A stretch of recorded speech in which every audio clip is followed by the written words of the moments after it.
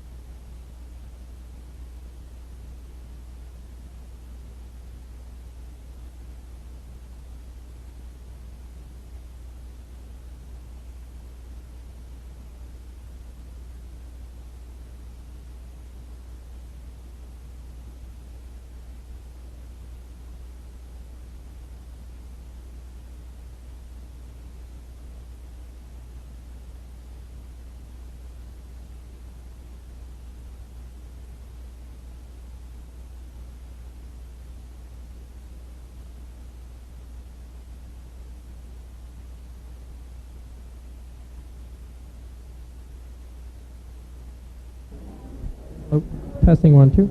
Testing 1 2.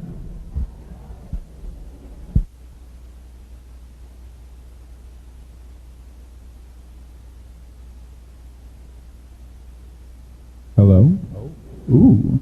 Do, re, mi, fa, sol, la, ti, do. Do, re, do, do, do, do.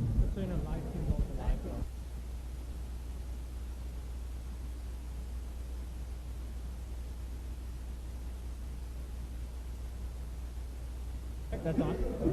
And then Can I get you to help me with?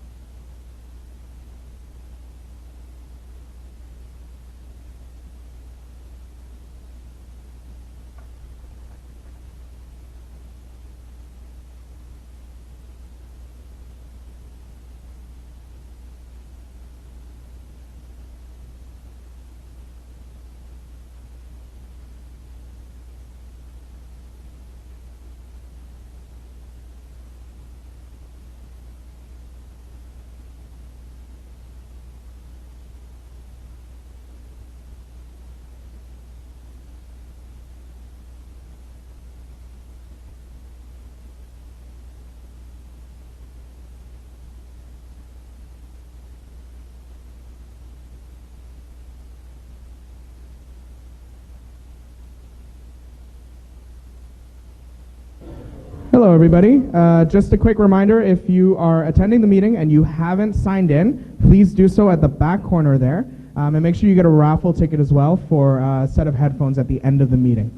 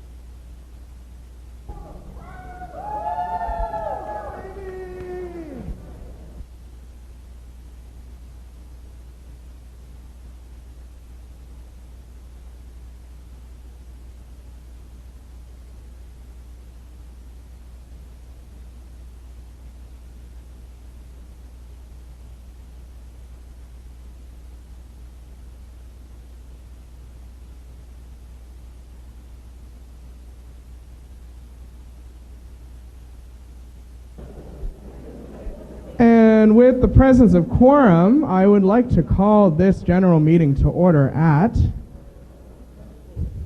5:23. Thank you everybody so much for coming. And first, I would just like to acknowledge that the University of Waterloo is on the traditional territory of the Neutral, Anishinaabe, and Haudenosaunee peoples.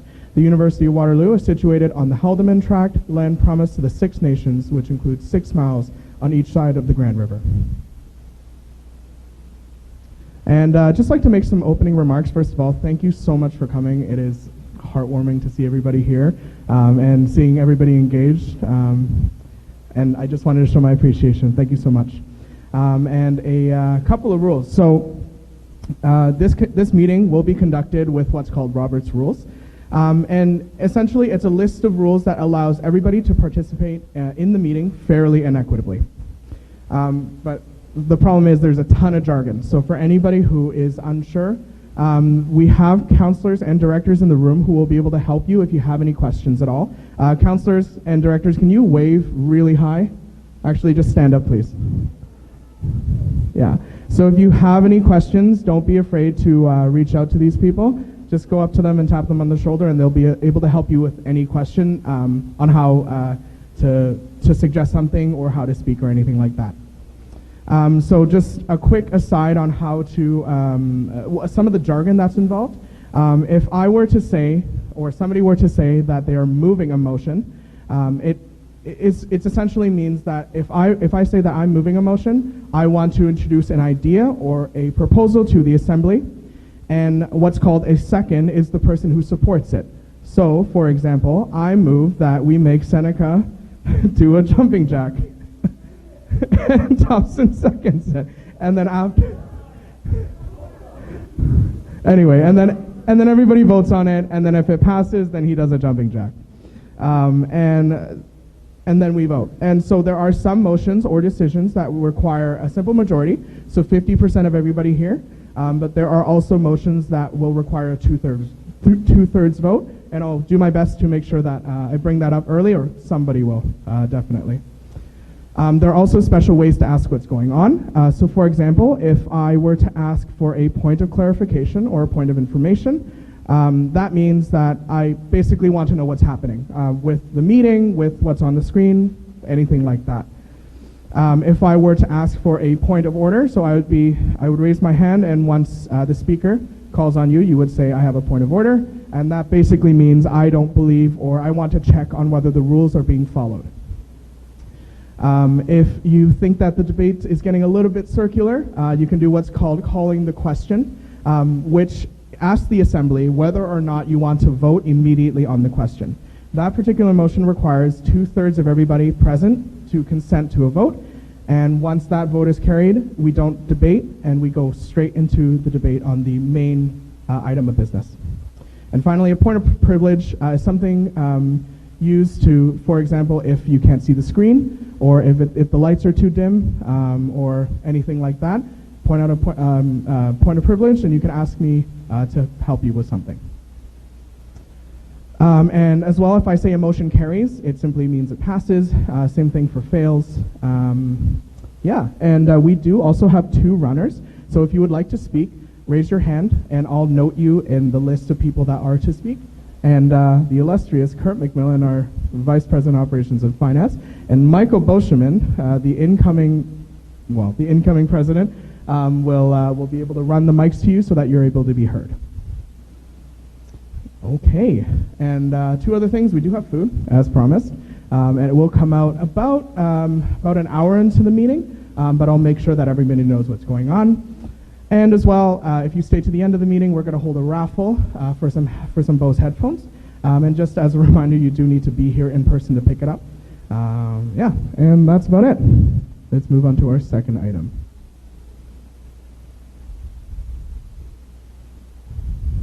Okay, I have a, not number 4, number 2. Thank you.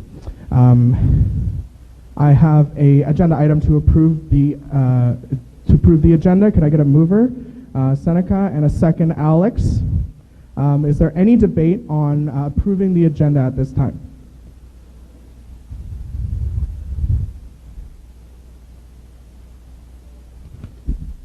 I just want to make a note that we have 2 director candidates who have withdrawn, Faiza Ibrahim and Michelle Teplitsky, and so if that can be reflected when the agenda is fixed.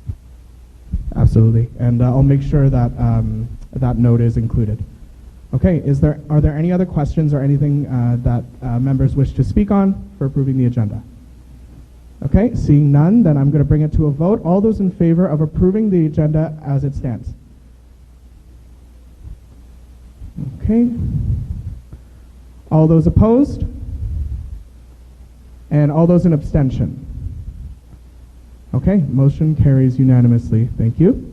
And one other note, if you don't understand what's going on, please feel free to interrupt and ask me what's going on. And also abstention means I don't want to vote, just in case. Okay. Third agenda item, approval of the minutes from the October 24th, 2018 annual general meeting. Can I get a mover? Connor Plant, and can I get a seconder? Is that Ben? Hey Ben, how's it going?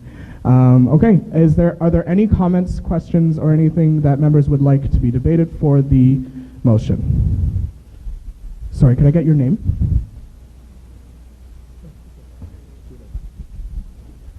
My name is Batul, sorry.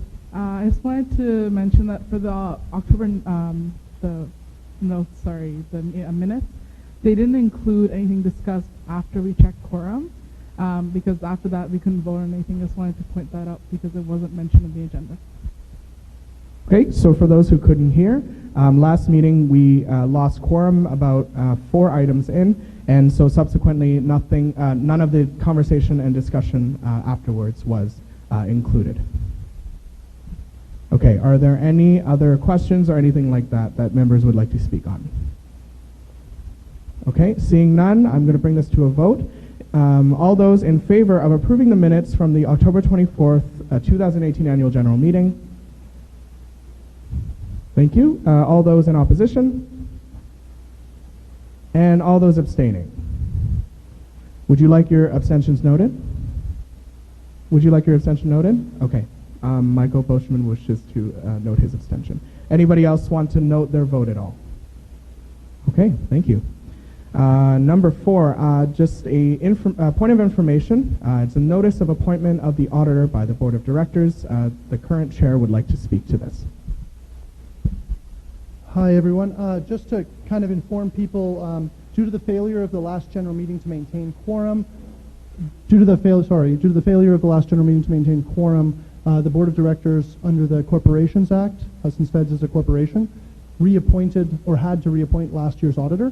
So this is just a notice that we reappointed MNP LLP as the auditor for the Federation of Students. That will be the auditor for the remainder of this year until the annual general meeting in the fall of this year appoints the auditor for the forthcoming fiscal year.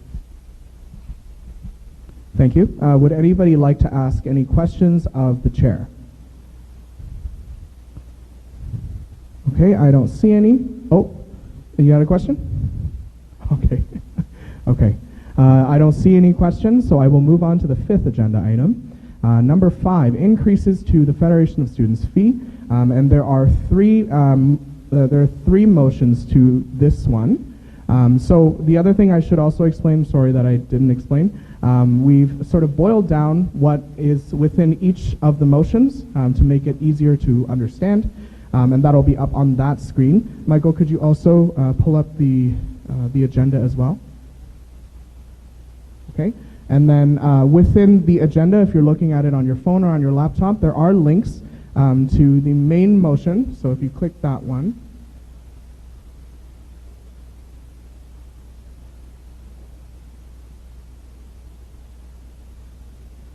okay, and it's a short link that brings you down to the main motion. And then for other motions that have supporting documents, it'll also be highlighted in blue so you can jump around between the pages. So as it stands, could you go to 5A, please, so we can see the motion?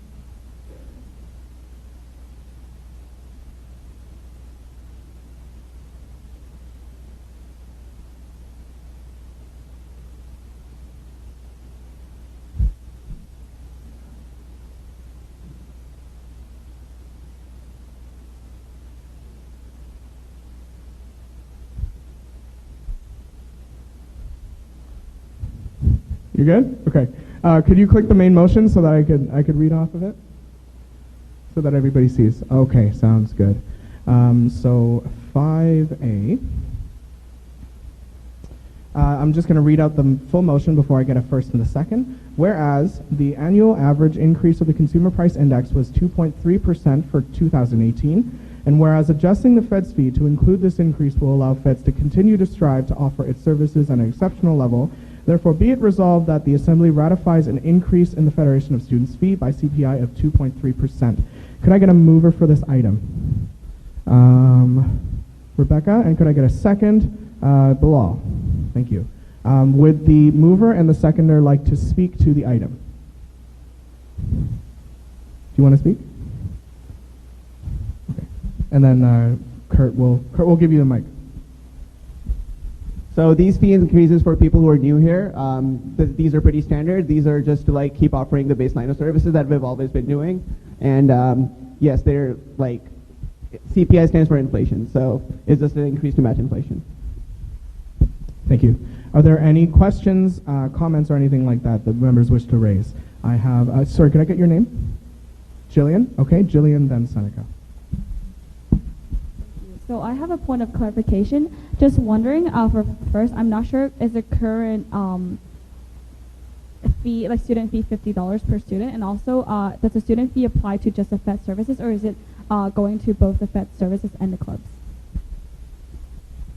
Kurt is going to reply. Hi, yeah, so right now our Fed's fee is $60.64 for regular stream students, and I don't know co-op one off the top of my head. Sorry, does anyone know? Okay. Oh, right. And so how it works is the 2.3% would only be added to that fee. So that's going to be about $1.40 for the fee to keep all the services at the same level. And was there anything else to that question? It's for everything that falls under Fed's umbrella. Yeah. Seneca, do you want to speak? The board recommends you vote in favor of this item. It's keeping up for general inflation. Thank you. Are there any other questions, comments, or anything like that that members would like to speak to? Okay. Will this at all be affected by the OSAP changes from the provincial government? Like the 10% decrease that's coming, is that going to be affecting the Fed's fee as well, or is it just for the tuition? I'm actually going to allow Kurt to speak to that. Yeah, it's just going to be to the Fed's fee itself. The OSAP is on its own government loan.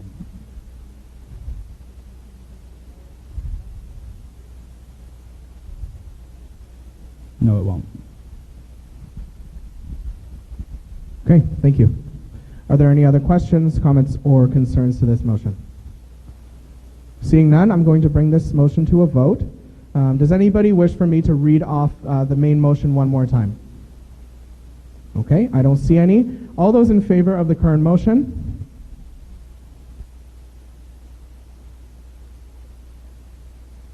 All those opposed? Okay, and all those abstaining?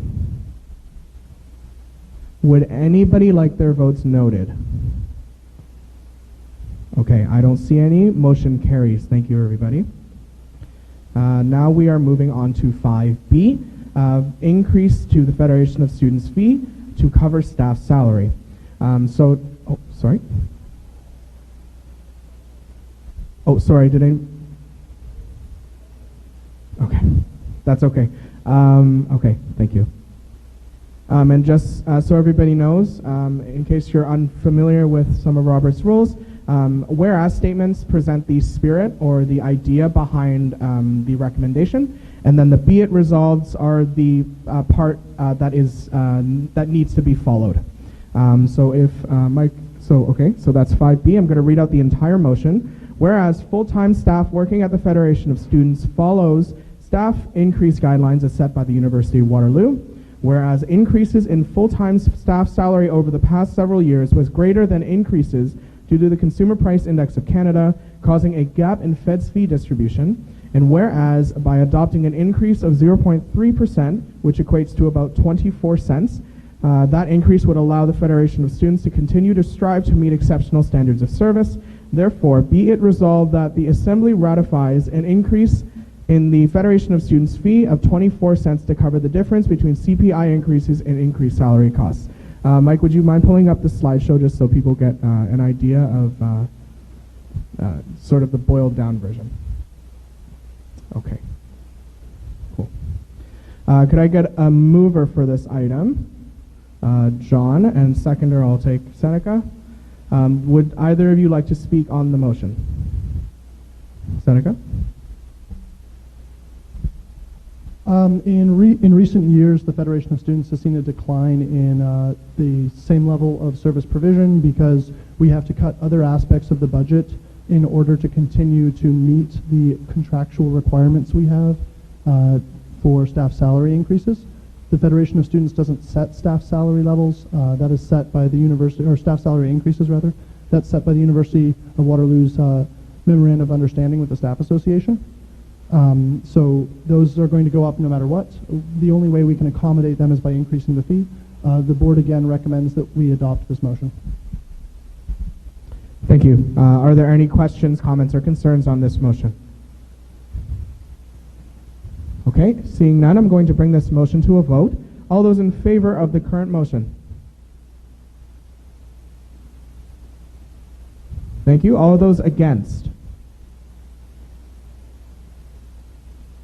Would anybody, let me ask the last one. And anybody in abstention? And would anybody like their votes noted? Okay, I don't see any. Okay, thank you. We will move on to 5C. Increase to the Federation of Students fee to support Fed's advocacy.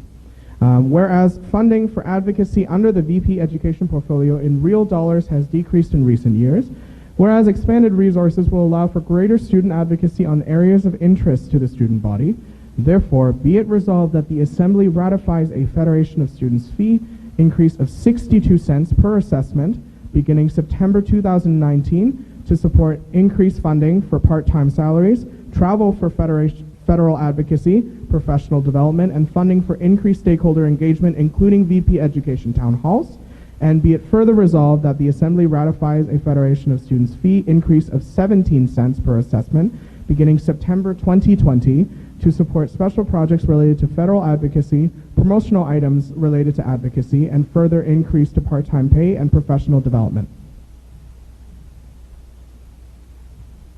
Sorry, and the motion carries for the previous one. Just wanted to make a note. Can I get a mover and a seconder? Mr. Garretts, I will take you as the mover, and the seconder, I will take Dion. And would either of you like to speak to the motion? Okay. Hello. The TLDR is actually pretty accurate. Stan? Could you stand up? Yeah, Sorry. sure. Hello. Okay. Hello, everyone. I am the current VP Education. I'm the one bringing forward this proposal. And essentially what has happened in the Fed's budget over the last number of years with regards to the VP Education portfolio is that with the costs and the service cuts that Seneca was previously mentioning with regards to staff increases and us having to fund other parts of the organization, we have seen reductions in the amount of money within the portfolio, even while we've seen part-time wages rising and other things that we would like to do. So this increase would basically allow us to do more with regards to provincial and federal advocacy. We used to have a provincial and federal advocacy commissioner, so a part-time student who is working on these issues. That's something I'd like to see brought back. And I'd also like to raise the number of hours that the part-time staff have been working from 12 back to whereabout they were before, which was about 15, and those cuts have happened gradually over the last number of years. Thank you. Dion, would you like to speak to it as the supporter or the seconder? Great. Hi, everyone. I'm Dion. I'm the MAPSTOC Vice President Academic, so I do a similar role to what Matt does for Feds, but on a student society level. Advocacy is something that's a bit more hidden behind the scenes, but it's the essential work of a student society or of a student union. Feds in previous years and this year as well has fought for students in many ways and delivered great changes like the standardized lease and other great advocacy work. So I also would like to recommend supporting this motion. Thank you. Are there any comments, questions, or concern on this? So I have a speakers list going. Sir, can I get your name? Cannon? Okay. So just a question about the increase for the part-time salaries. Will it be for only the people under the VP Education portfolio or all over Feds? So the question, just wanted to get everybody to listen one more time, was would this just apply to the VP Education's portfolio or for all of Feds? Okay. I will entertain a direct response.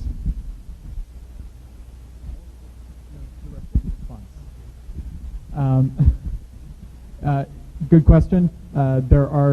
This applies only to the VP Ed portfolio. There are currently 4 part-time staff in the portfolio, and that's to who it applies. It doesn't apply to people in other portfolios. Okay, and then I had other people who would like to speak. Let me just take a speakers list first. So Jillian, then I have Jerry. Oh no, sorry. Lenny. Okay, then I have Lenny, Megan. Seneca, do you want to speak too? Okay. So Jillian, you're next. Oh, sorry. Can I get your name, sir? Eric? Okay. And so Jillian, you'll be speaking next. Hi, I think this question will be more for like VP Education, as I was wondering that we've used the term advocacy, and I was just wondering what exactly are we advocating for and to whom are we advocating to? And the second part question would be if Fed's fee do become opt-outable, would this be opt-outable? Go ahead. Also good questions. So advocacy in my portfolio generally falls into 2 categories. One is on-campus academic advocacy, so advocating to the University Senate or on university academic regulations. Co-op also falls under that umbrella. And then the second big umbrella is government relations. So municipal advocacy in terms of housing bylaw, in terms of St. Patrick's Day. Provincial advocacy is really the big thing that falls under that second umbrella. So there's a number of things that I do under the Ontario Undergraduate Student Alliance, advocating on their policies, as well as Fed's own policies that pertain to the provincial government. And on the federal level, we advocate for international students, Indigenous students, some of the things that more fall under their purview. When it comes to the Student Choice Initiative from the provincial government, the way that I read the government announcement is this particular fee would be something that would fall as non-essential, and so yes, it could be opted out from. Okay. I believe next we have Lenny.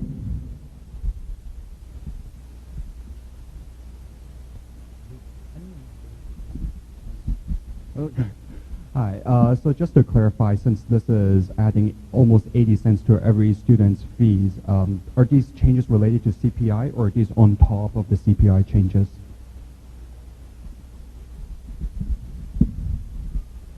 Matt, go ahead. Hi. These changes are separate from the CPI motion. The Fed's bylaws require that if we're raising something due to inflation, that it has to be a separate item on the meeting agenda. So it's there as a separate motion, and items B and C now are completely separate from that. It's not included under the amount that you just approved.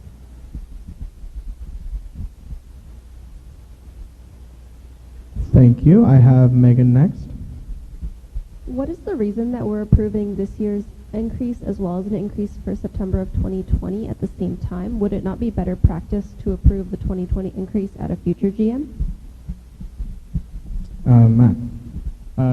Good question. So what I ended up doing is I came with a plan to the Fed's board of directors as to how this would be spent, what kind of activities it would support, and the reason that it's split is just because I don't want to grow the portfolio too fast.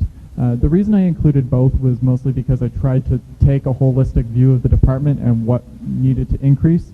The major part of the 17-cent increase in 2020 would go towards a student researcher position, but that's not the kind of staff I would want to onboard at the same time that I'd be bringing in another commissioner for provincial and federal affairs.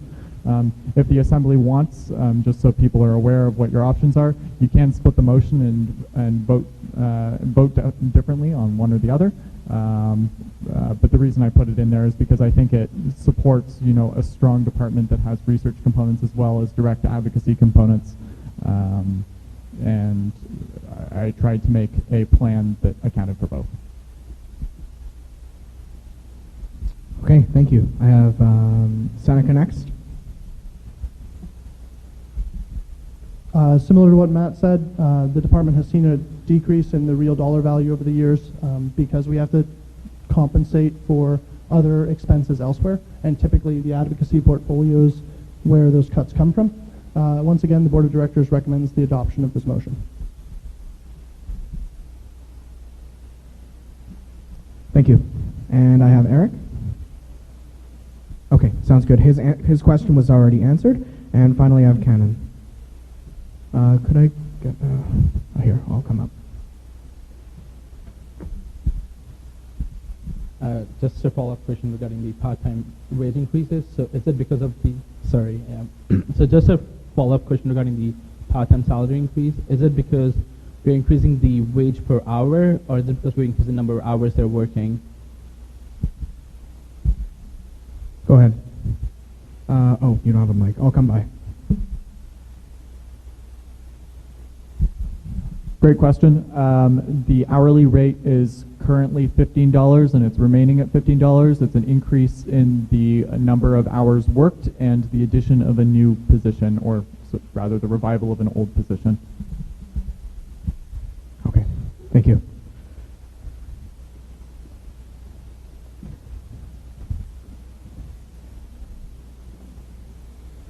Okay, sorry, could I get your name again? Ben? So if we have cut money from the advocacy portfolio in the past, is there any chance that money from this fee increase will also be taken to cover other expenses? Ben, I would like to entertain a direct response, and I'll add Seneca to the speakers list.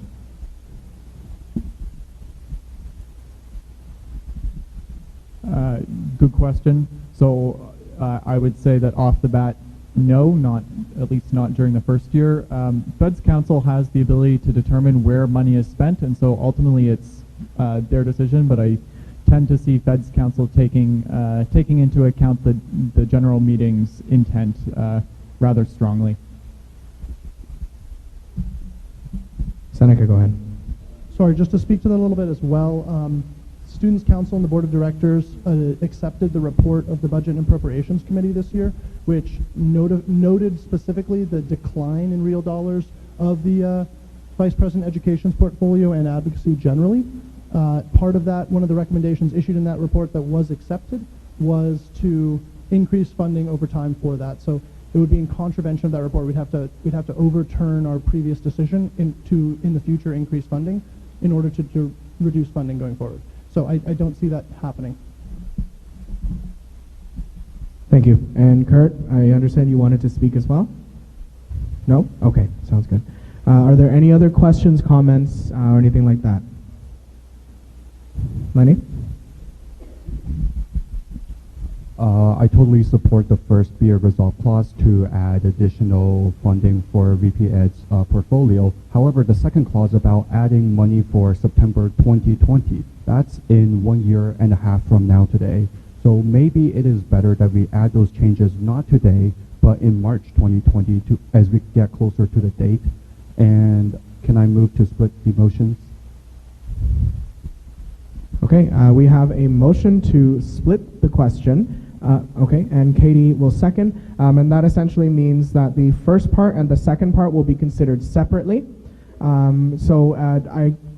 Is there any debate on dividing the question? Okay, seeing none, I'm going to, Savannah? Sorry, I would like to speak against splitting the question, only from the idea that this is a proposal in its entirety, and so one part happens and then another part can happen that supports the first piece. And so this was actually a discussion we had in the boardroom about whether or not to split the question, and the discussion came around that it didn't necessarily make the most sense to split it because the plan to increase the fee over those two sessions was outlined in the proposal that Matt put together in the plan. I'm sure Matt can talk to it a little more eloquently than I can, but I'd be against splitting the question for that reason. Okay, thank you. Would anybody like to speak to that? Okay, I don't see any. So I'm going to bring this to a vote. Again, the motion is to divide the question, which means we are going to divide the consideration separately, and they won't be voted on together. All those in favor of dividing the question?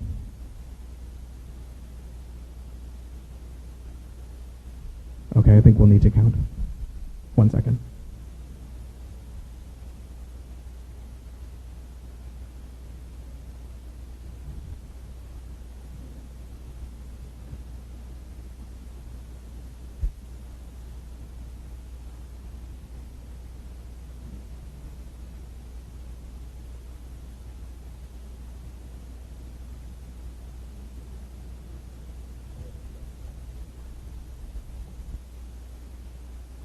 Those opposed to dividing the question?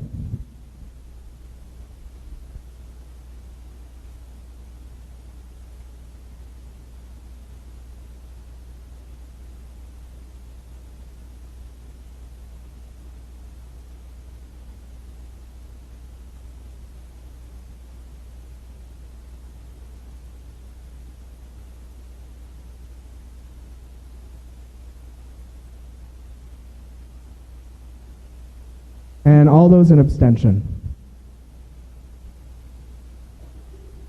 Okay, would anybody like their vote noted? Okay, I have Seneca in Seneca in opposition. Michael in opposition. Matt in abstention. Savannah in opposition. Thompson in opposition. John in opposition. Lenny in favor. Lenny in favor. My apologies. Anybody else would like their vote noted? Cannon in favor. Okay.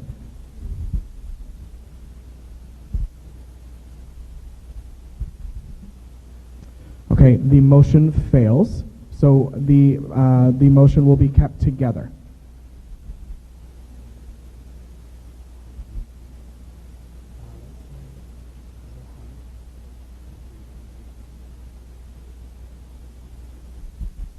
Okay, I've been asked to announce first and last names just for the records and also for the minutes. My apologies if I mispronounced your first and last name.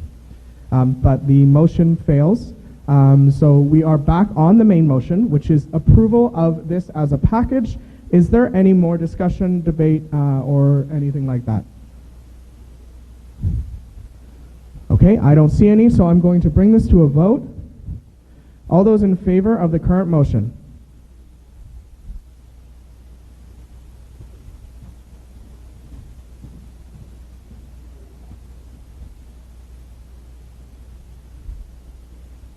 Okay, all those opposed?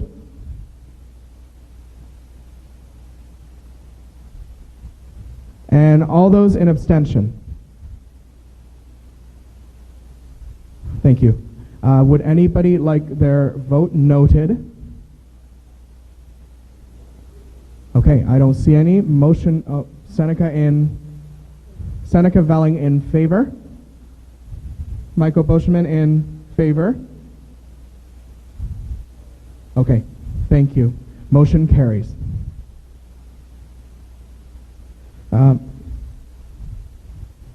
Kurt, I would like to just speak on very quickly. I just wanted to update everyone. With those fees that just got passed, it will be an additional $2.43 to the Fed's fee for next year. Just wanted to give you the update because we broke it up in here and felt like it'd be easier to put it all together. Thank you. So we are on item 6, ratification of the 2019 elections and referenda results. Mike, could you pull up the TLDR just so everybody has an idea? Okay, so what I'm going to do is I'm going to read off the main motion as it stands, and then I'm going to quickly explain what's up there. Be it resolved that the Assembly ratifies the various elections and confirmation votes of Students' Council and the elections of Michael Boschman as President, Amanda Fitzpatrick as Vice President Student Life, Matthew Garretts as Vice President Education, and Seneca Velling as Vice President Operations and Finance as executives of the Federation of Students, University Waterloo for the 2019-2020 fiscal year. Just so you know, voting in favor of this means that you believe that this year's general election was run fairly and according to procedure, and that the names listed were fairly elected to their respective positions. Could I get a mover? I have Kenan, and then a seconder, Josh Mbandi. Okay, so as movers and seconders, I will allow you guys to speak first. Would you like to speak? Okay, Josh? Okay. Are there any questions, comments, or debate items? And could you just restate your first and last name for the record? My first name is Batul, B-A-T-O-O-L, and last name Suleiman, S-U-L-E-M-A-N. I just wanted to ask, are the numbers all have they been released for how many votes or points were earned to each candidate or each now elected official, just so that we can confirm ourselves? Yeah, it was released the day after in a news, and it's on the Fed's website. Mike, actually, would you mind finding it just so the Assembly can see it?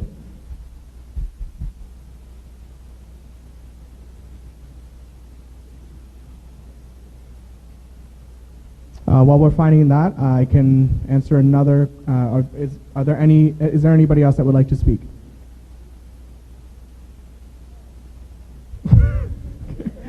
Yeah. Okay, Katie.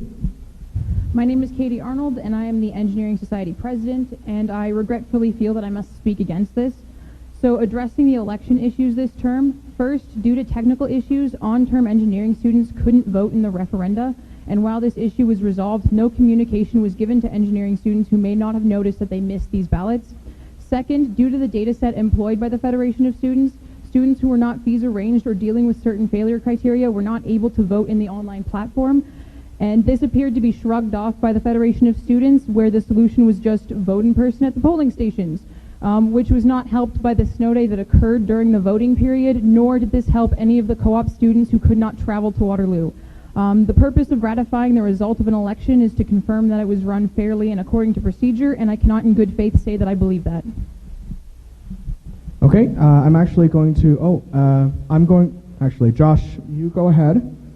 And while Michael's walking over there, this is just a quick breakdown, if that answers your question or your inquiry. Yeah? Okay. Josh. Yeah, can I just speak in favor of this? I mean, I'm sure some of you know that we ran and I ended up losing, so one might assume I'd have a vested interest in not seeing this passed, but I don't think that's the case. I think this should be passed because this was the decision of the Federation of Students, and despite the outcomes, I think we can all recognize that Feds did try to do its best to make sure this election was ran as effectively as it should have, and so for those reasons, I'd like to urge everybody to vote in favor. I actually have a quick response to that. So this was sent out in an email. Thank you, Katie, for sending out the email and raising the issue. I just wanted to read off a couple of notes that I had on it. So the issues that Katie has raised and outlined are astute and incredibly timely. And these are issues that I continue to acknowledge. And they're issues that I've been working with both full-time staff and members of council to fix.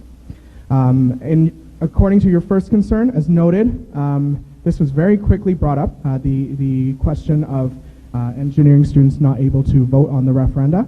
It was quickly brought up, and we addressed it, and I addressed it with members of the IT department to quickly solve it as fast as we could. In addition to what was said, I've also, if IT, members of IT would like to speak on it, I'm perfectly happy to have that as well. If not, I can move on as well. With respect to the data set, historically the Federation has requested the list of eligible voters for both the general meeting and any elections or referenda hosted by the Federation from the Office of the Registrar. Additionally, debrief and transition documents, particularly from the previous governing year, coming out of the Office of the President, has been very historically weak, and the concern that you cited was never made known in the past. In addition to working to develop more robust procedures governing the conduct of elections and referenda, I hope to be able to also produce more informative transition documents to avoid these issues in the future. Currently, Institutional Analysis and Planning, IAP, from which the data set was initially drawn, does not provide a registered, just going to continue, does not provide a registered voters list to the Federation. I intend to work with IT to determine the feasibility of whether we can request it from that list or determine a more elegant solution to the problem.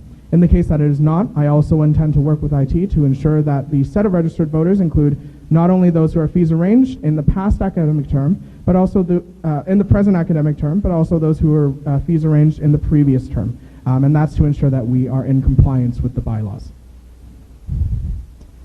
Mike?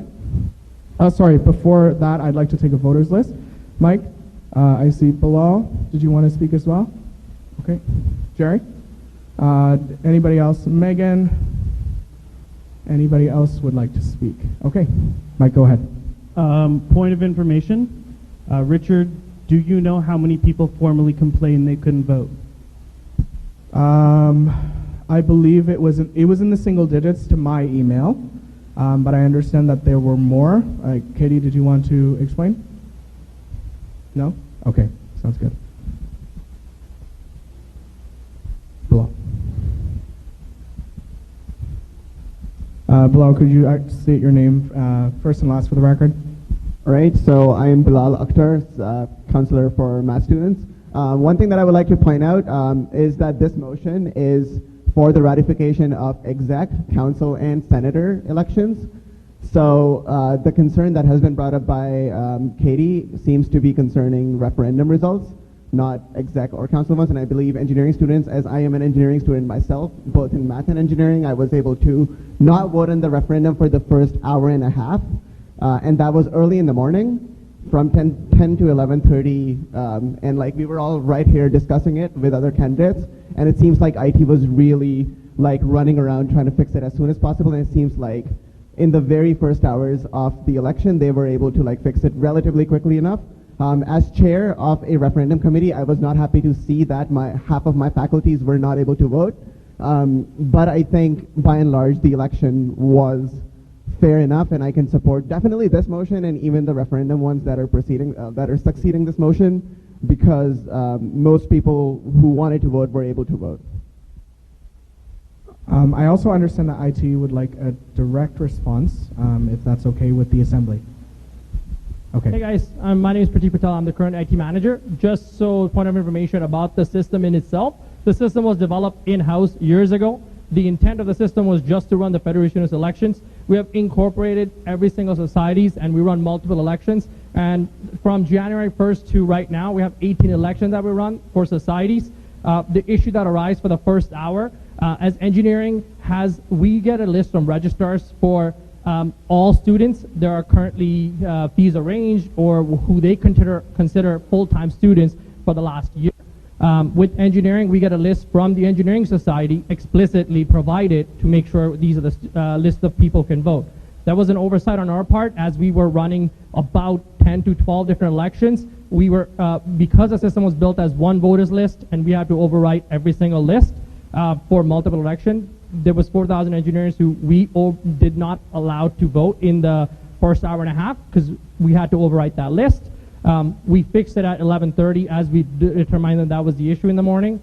We do apologize for it. We're working to fix that system, so we're hoping by September we can actually have a system that incorporates a master list and an override list instead of having to have IT intervention. Thank you. Jerry. And could you just state your first and last name for the record as well? My name is Junru Chen. Just a point of information, actually, last term I was not phase arranged, and actually I was phase arranged, but I was off term, and I actually was not able to use the system.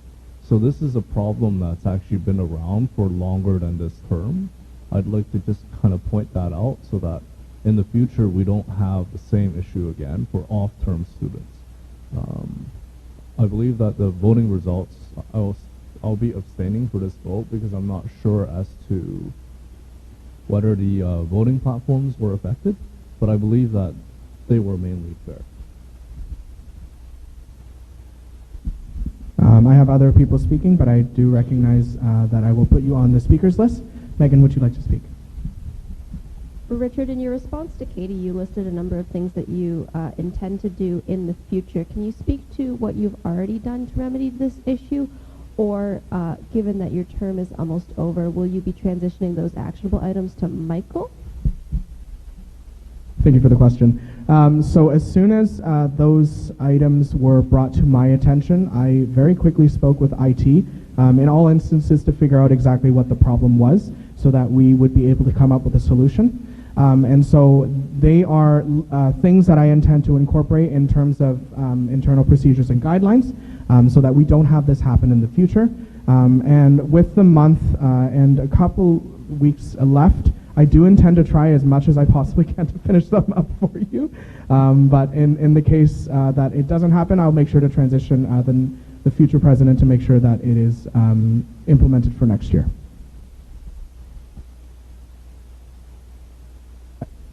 I have John, and then, sorry, could I get your name one more time? Thank you. Okay, John, go ahead. So I'd just like to say I am in favor of ratification, but these issues have been going on for long, so I can reiterate what the gentleman was saying earlier. When I ran in the by-election in November, all of my nominees, all the people who nominated me were on the registered list, except for myself. I wasn't registered as a voter, even though I was on term and fees arranged. Okay, thank you.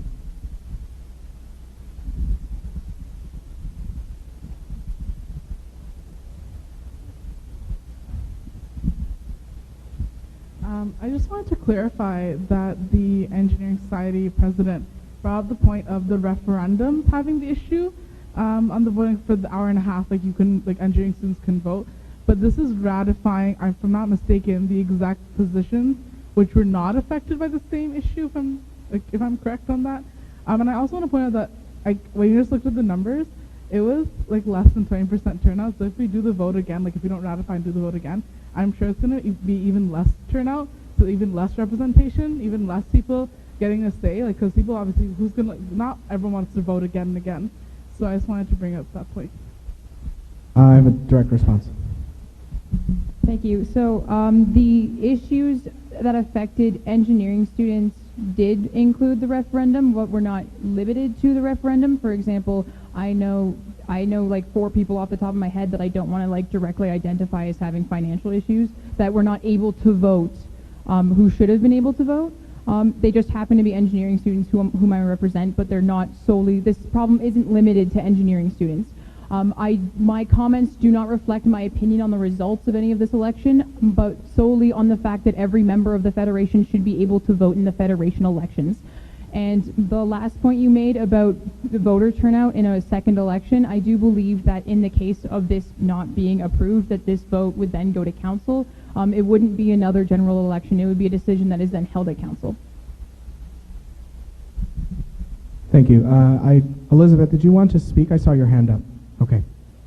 And Elizabeth, could you state your name first and last for the record? Hi, my name is Elizabeth O'Sullivan. I just wanted to say I think we're getting a little bit off topic here. While yes, people not being able to vote may affect whether or not we believe these elections are representative of what the students wanted, discussing particular instances of issues we've had, I don't believe is relevant. That's just what I would like to say. Thank you. Okay. Bilal? Did you? No? Okay. And I have one more speaker at the back who wanted to speak.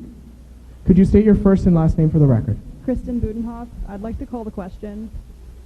Okay, so Member Budenhoff has called the question. I have a second with Mr. Plant, which means we go straight into voting on whether we actually vote for the motion. All those in favor of calling the question? All those opposed? And all those in abstention? Would anybody like their votes noted? Okay, seeing none, we move to vote on the main motion. The other thing that, this was my mistake, there is actually a second be it resolved statement. The Assembly ratifies the various elections and acclamations of student senators to the University Senate for the 2019-2020 fiscal year. So this includes councillors, execs, and senators, although because it was my mistake, if there is any opposition to including that as the whole vote, please let me know. Okay, seeing none, I'm going to call the entire motion to a vote. All those in favor?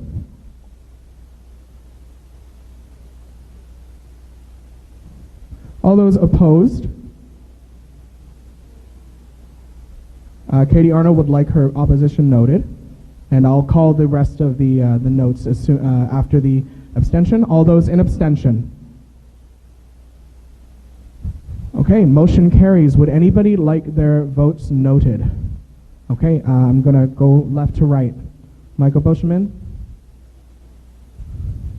Michael Boschman in abstention.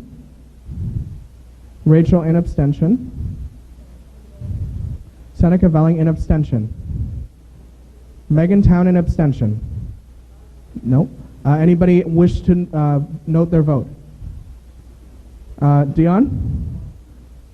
Alex Lee in abstention.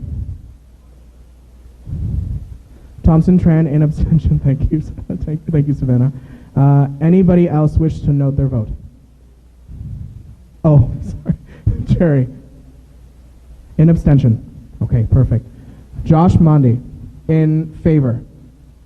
Simran Parmar in favor. Okay, I don't see anybody left. Oh, sorry, Amanda Fitzpatrick. In favor. Okay, thank you, everybody. We are moving on to 6B. Ratification of the 2019 Feds Legal Service Referendum. Can I get a mover?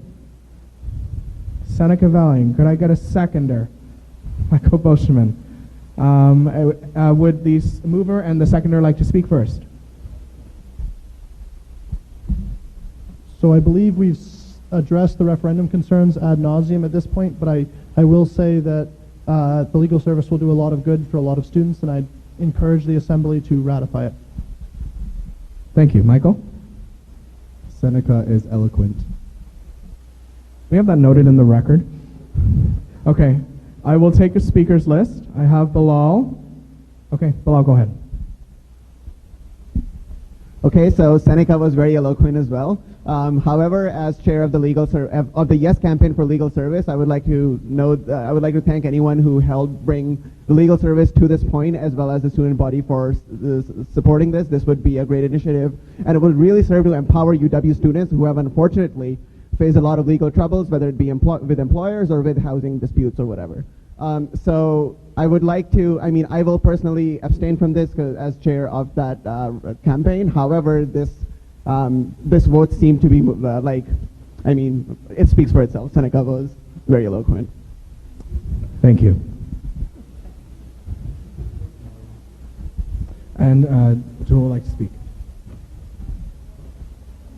Just a point of information, this is the referendum regarding introducing the legal service to feds, correct? Yes. Yeah. Are there any other points that anybody would like to raise? Sorry. You want to call the question? Okay. Okay. I'm going to bring this to a vote. I'm going to read the motion one more time. Be it resolved that the Assembly ratifies the Fed's legal service referendum. All those in favor? All those opposed? All those in abstention? Would anybody like their votes noted? Seneca Velling? In favor? Katie Arnold? In opposition? Bilal Akhtar? In abstention? Simran Parmar? In favor? Thompson Tran in favor? Anybody wish? Josh Mondi? In favor? Faiz Ibrahim? In favor? Alexander Iyer? In favor? Could I get your first and last name? Abigail Tate in favor. Amanda Fitzpatrick? In favor. Okay, thank you everybody. Okay, and we'll move on to item 6C, similar motion, Fed's UPass referendum. Be it resolved that the Assembly ratifies the Fed's UPass referendum. Could I get a mover? I have John Hunt, and could I get a seconder? Alexander Iyer. Would either of you like to speak to this? Okay, is there any discussion or debate on this motion? Go ahead. Sorry, I just want to make sure that everything's clear, especially because I'm going to be looking back on these minutes later, and I want to make sure that everything's clear. This is a referendum regarding what exactly? What was the specific referendum? Kurt, did you want to speak, or should I? Mike, you want to just open it up?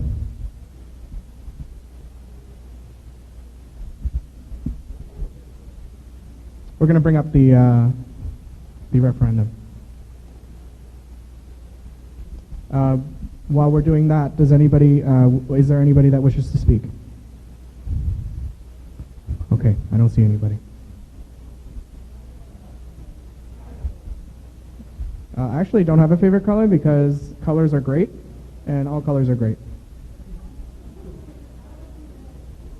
Oh, yeah, okay. Did you get that in the minutes? Okay, never mind. Somebody have a joke? No? Okay. Okay, that's okay too. Okay, so I'm just going to quickly read out the question and provide some context to this. Question 1, this is for the UPass referendum. Do you support the expansion of the current UPass agreement to allow all undergraduate students with at least one on-campus course to be eligible to access Grand River Transit services? The UPass will be the same cost for all students and allows part-time and full-time undergraduate students to access transit services provided by GRT. So as we'll also note, there are 3,088 votes in favor, 469 against, and 114 voters declined their ballot. Second question to that, are you currently an undergraduate student taking fewer than 3 on-campus courses, or are likely to be an undergraduate student taking fewer than 3 on-campus courses in the coming year? Again, I'll note the votes. Yes, 764. I have 2,181 against, and 71 have declined their ballots, and a further 3,016 students voted in this overall ballot. Does that address your concern? Okay. John Hunt? So I'd just like everyone to note that we're not actually voting for the referendum. We're voting to ratify the results of the referendum. So if you think that the referendum was done fairly, then you vote in favor of it, whether or not you were in favor of the content of the referendum itself. Thank you. Ben? We'd just like to clarify if this fee can be refunded, and if this question says that we are forcing students who are taking less than 3 courses to pay the UFA Pass fee as well. Kurt? Yeah, so in the question we have it to be accessible for students in at least one on-campus course, so it would be an opt-in option. Okay. I'm going to bring this motion to a vote. Again, be it resolved that the Assembly ratifies the Feds UPass referendum. All those in favor? All those against? And all those in abstention? Would anybody wish their votes to be noted? Katie Arnold in opposition? Ben? No? Okay. Seneca Velling in favor? Okay, perfect. Thank you so much. We are on item 7, election of the Board of Directors. So we will be voting on this together, and what will end up happening is I have some ballots here to pass out. Just going to quickly take a straw poll. Has everybody read sort of what's going on? Okay. Did you want to speak? Okay, yeah. Sorry, you're right. I'd like to entertain a mover, Savannah Richardson, and I can get a seconder, Rachel Lee. Okay, are there any questions or, okay, Savannah? I'm just going to talk to it. Just because we did a new process this time, so I just want to run through it a little bit. I was the chair of the Director Screening Panel Committee, which is a joint committee between Board of Directors and Students' Council. So this year we conducted an online interview for people to just outline facts about themselves and qualifications, and we ran an in-person interview that just expanded on some of those questions. So we put it together in that report. I will say that there was something missing from that report, and it was that John Hunt is a math SOC counselor in this winter term and spring term, so I just want to keep that in mind because I forgot to include that in the report. That was the only thing brought to my attention. Yeah, I think that's all for me. If anyone has questions about the process, I'm happy to talk to it. Can I go ahead? Point of information, I'm running for the Board of Directors, and there's been a change in my commitment, so I'm no longer running for the Senate. I just want to put that out. Thank you. Just to restate, Cannon is running also for the Senate. He wanted that. Oh, you're not running for the Senate. Sorry, my apologies. Just wanted that noted. I have a question in the back. Hi, I'm a member of the Board of Directors, and I never actually got an email to come here. So I don't know if any other Board of Directors candidates got an email to come to this meeting. Savannah. Oh, sorry. Oh, that's didn't okay. hear the question. Yeah. So sorry, could you restate your question one more time? I'm a candidate for the Board of Directors, and I never actually got an email to come to this meeting. So I don't know if any other Board of Directors, if like everyone else did, and I was just the only one out, or what's going on? No, there was no email sent out to candidates to come to this meeting. On my part, I just assumed that since the ratification occurred at the meeting that it was an expectation, so I apologize for not sending out that communication. Additionally, there were also 2 notices sent out to the entire student body. One was the first notice of this meeting, and the second was included the agenda, and everything was on the agenda altogether. If that addresses your concerns. Okay, Seneca. Thank you. Just a couple notes before people actually write anything on their ballots. If you're a counselor and voting for the council director seats, you must note that you voted, not what you voted, but that you did cast a ballot. If you're a counselor holding a proxy or a member holding a proxy for a counselor, you need to note that that proxy also cast a ballot. That's to comply with procedure. I'd also like to note that if you're holding proxies, you're entitled to a second ballot for the proxy you're holding. So if you have a proxy in your hand, you should have 2 ballots in your hand, not 1. So if you don't have one right now, raise your hand and someone will come hand one to you. Does anyone not have 2 ballots who... Okay, can someone please hand that row extra ballots?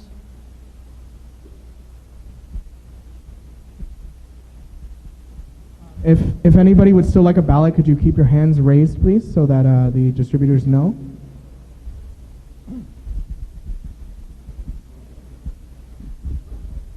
We need 3 in the back.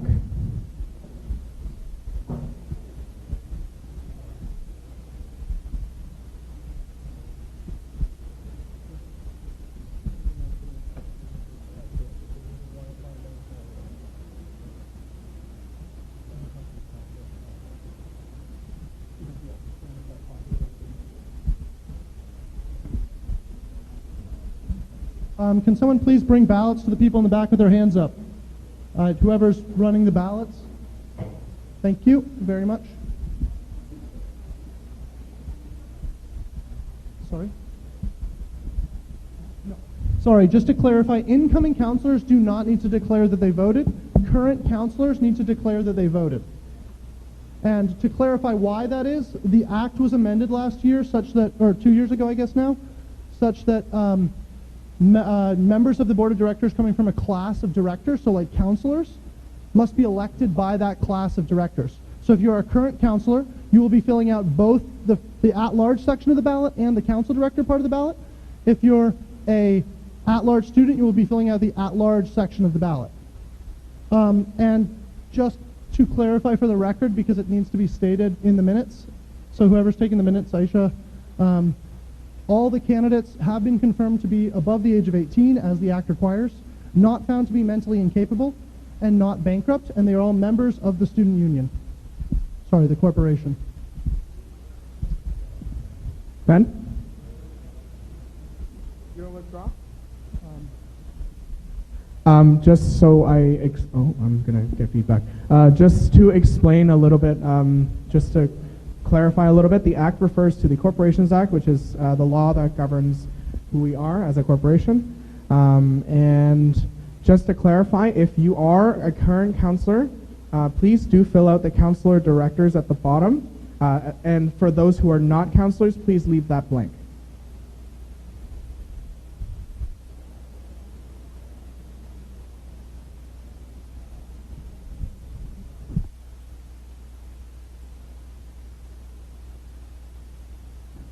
Okay, does everybody have a ballot? Okay, everybody, yep.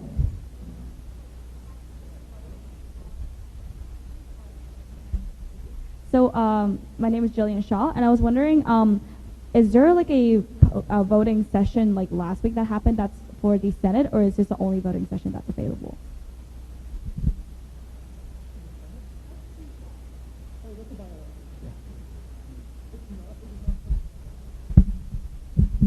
Sorry, so the question was there a vote for the Senate last week? The answer is yes, but that's not on this agenda because there's timelines for the agenda, and that was a Senate by-election, so it'll be ratified by the Students' Council because it wasn't completed in time. I think it wraps up today, so it wasn't completed in time for this meeting to ratify it. Jacob? Point of order. I don't think that these ballots are set up to comply with the ranked voting system that we specify in our bylaws, specifically BCSTV. I think that system invites you to rank all of the candidates regardless of how many seats are available, not just the top 5. Okay, so then in that case, because there are more candidates than there are number of seats available, if you wouldn't mind turning it over.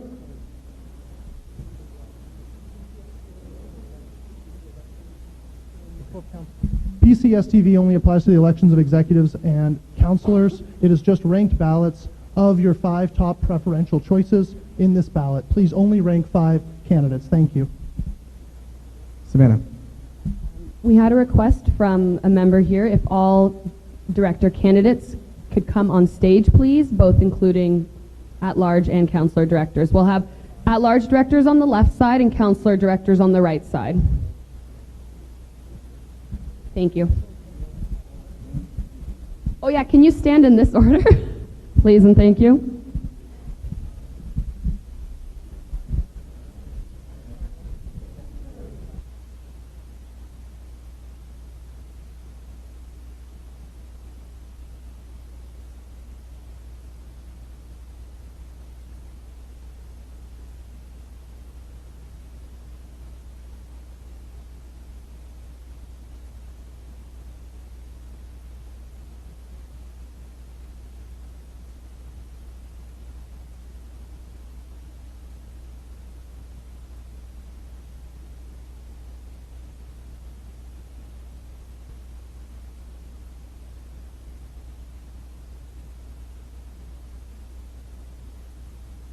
Did you have a question?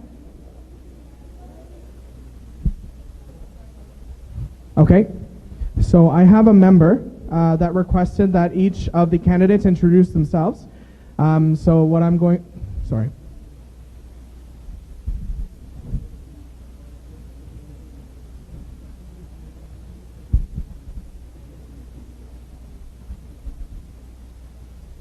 And a stipulation to that, the current, because of the way that the law is set up, in order for proxy voters to also be able to vote for these candidates, they have to be, basically they have to have the same information, which essentially means that the director candidates currently on stage can only state their name. Hi there, my name is Alexandria D'Souza. Hi, I'm Jessica Lewitsky. Hi, I'm Connor Plant. Hi, I'm Canon Sharma. Hi, I'm Colin Parkin. Hey, I'm Alex Ayre.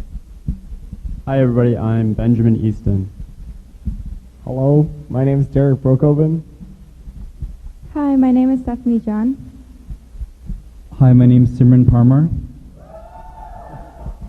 Hi, my name's John Hunt. Hi everyone, my name's June.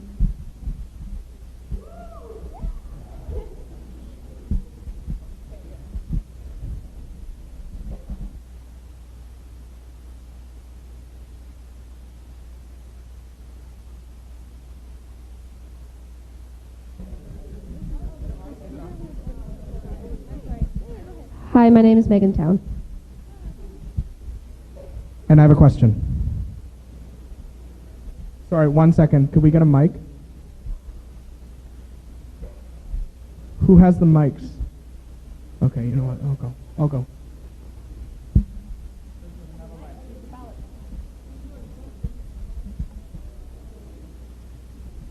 Hi, I would like to object. I would like to object to this current procedure because essentially it's become a popularity or beauty contest if we just have the candidates stand up there and say their names. And there was cheering as well, and I believe this will influence the results. Right? I think we should instead look at what these people have put for their profiles on the PDF rather than relying on a visual of who these people look like. So was that a point of order? Okay, I have a point of order that basically objects to the presentation of just the candidates saying their own names because the member believes that this would basically turn it into what you said, a popularity contest? And a beauty contest. Okay. Is there anybody in the assembly that would wish to speak to this point of order? Okay, I have 3. I'm going to create a speakers list. I see Rebecca first, then Josh, then Savannah.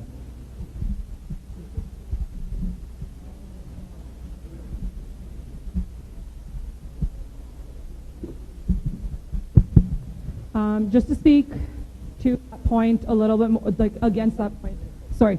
I think it's a fair point to ask for the director candidates to stand up here and introduce themselves for people who've seen them in their work that they've done around their student societies or in the student community, to identify with them. Sometimes you know people by face more than you know them by name. Also, I'd like to believe that the student population that's out here for the general meeting is more mature than to choose who they want to vote for on board of directors based on a popularity contest. Josh?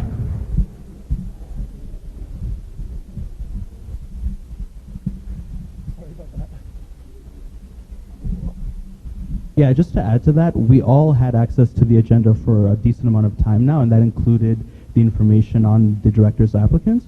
I don't think that people are going to come here with the intention of voting for one person, see people cheering, and then decide not to vote for that person. I don't think that's how people vote, and I don't think, like, while that's a fair point to be made, I don't think that's really substantive enough to warrant this illegitimate. I think this is a very legitimate process, considering their applications were available online in advance, as well as the fact that we were all given access to this. I think Richard sent out an email. So anyway, yeah. Yep. Aren't point of orders not debatable? Sorry, just to be clear, the chair can refer any matter of ruling back to the assembly for opinion. This is non-binding opinion on the chair, or to the chair. And the reason why I did that was because knowing that there are many opinions in the room, I wanted to refer it back to the assembly for debate. Savannah? I think Josh summarized what I was thinking very well. This was provided in advance. I can speak a bit to the spirit behind this process was to give people adequate time to do their own research, where in the past people stand up, give a little spiel, and you're like, well, now I have 3 minutes to decide who I want to serve on the board of directors. So the idea behind having this available beforehand, having it out with the agenda, which it was sent out in an email, is available on the Fed's website, it was shared over social media, is so that people can make an educated and informed decision on who sits on the board of directors.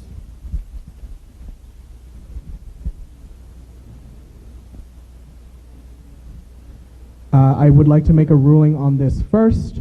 A member has requested my ruling, and hearing generally that people are in favor of what's going on right now, I'm in favor of this as well. And I have a point of information. This is in regards to the student councilors. So the people who are going to vote for the student council directors, are they going to be the incoming student councilors or the one who is currently in student council? Great question. Thank you very much. The current students councilors that are here will be casting ballots for the incoming council directors. So incoming councilors will not be voting on council directors. Thank you. Okay. Is there any other point of debate that is different from what is currently being discussed? Because it seems that we've already discussed this ad nauseum. Savannah. Sorry, just for easiness of names and things, can we have like all the counselor directors in one side of the stage? They're all on this side? Okay. We just had a request from an at-large student, so I just want to make sure that we're all on board. Cool. Okay. Thanks. That's all. How many ballots are left outstanding? Okay. Okay.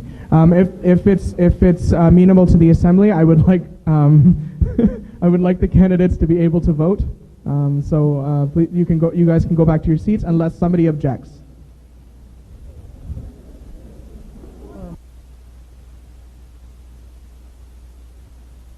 Okay. Is there anybody else who is still writing a ballot? Seneca, I have a point of.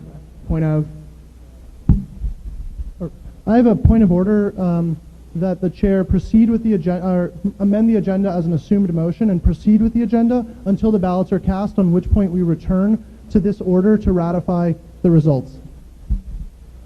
If it's actually amenable to the assembly, food's actually ready. So I would like to entertain a 10-minute recess. Mover Cannon, seconder Dion. Anybody wish to vote or wish to speak against this or for this? Matt? Okay, all those in favor? Okay, all those, okay. Meeting is recessed. Come back in 10 minutes at 6:50. If you need to hand in your ballots, please come to me and I will collect them.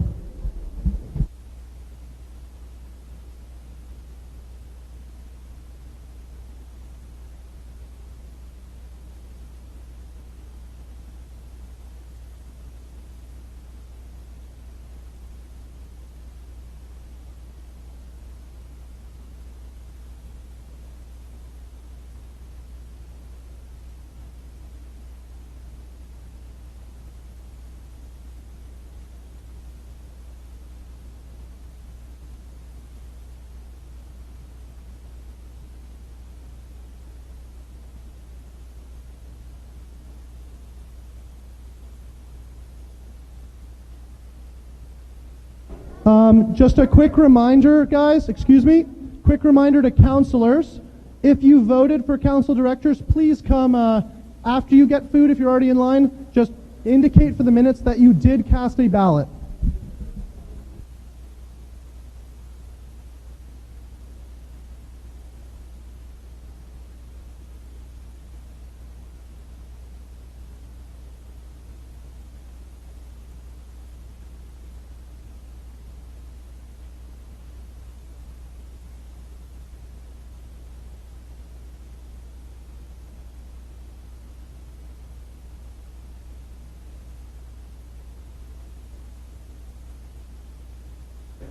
For all those who are still wishing to submit a ballot, we would like to go and count them. Okay.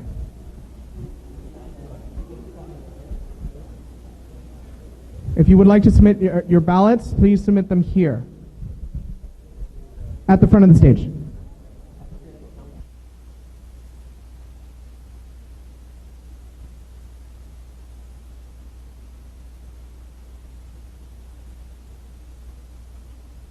Okay, ballots are closing. Okay, we're all done.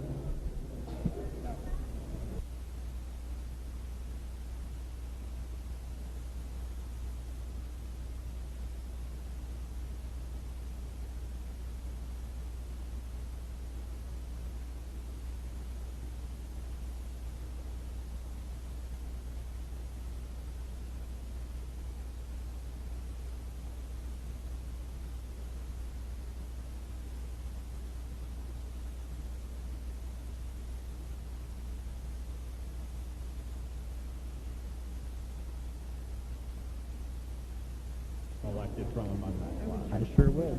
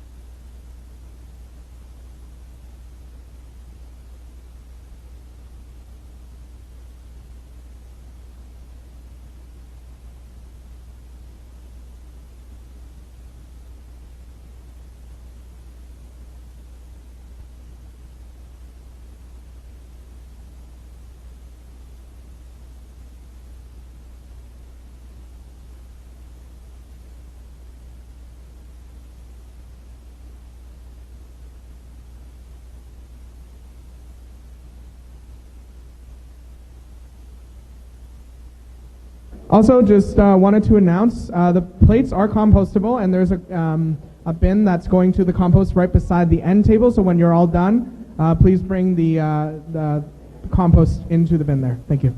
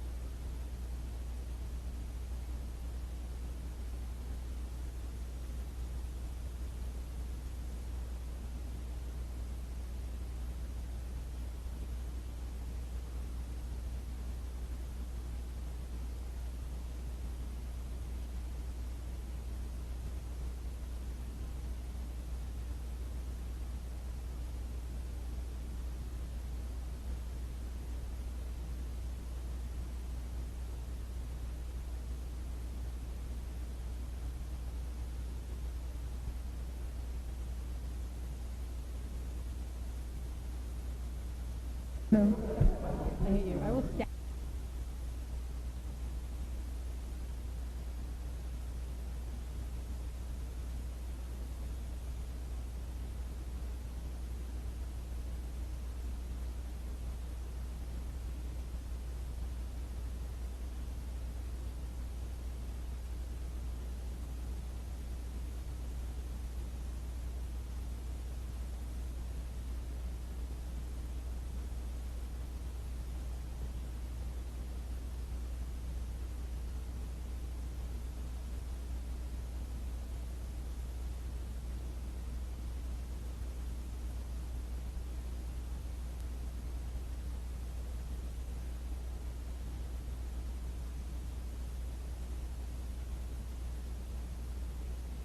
You know what I'm going to do after I retire? I'm going to stab you.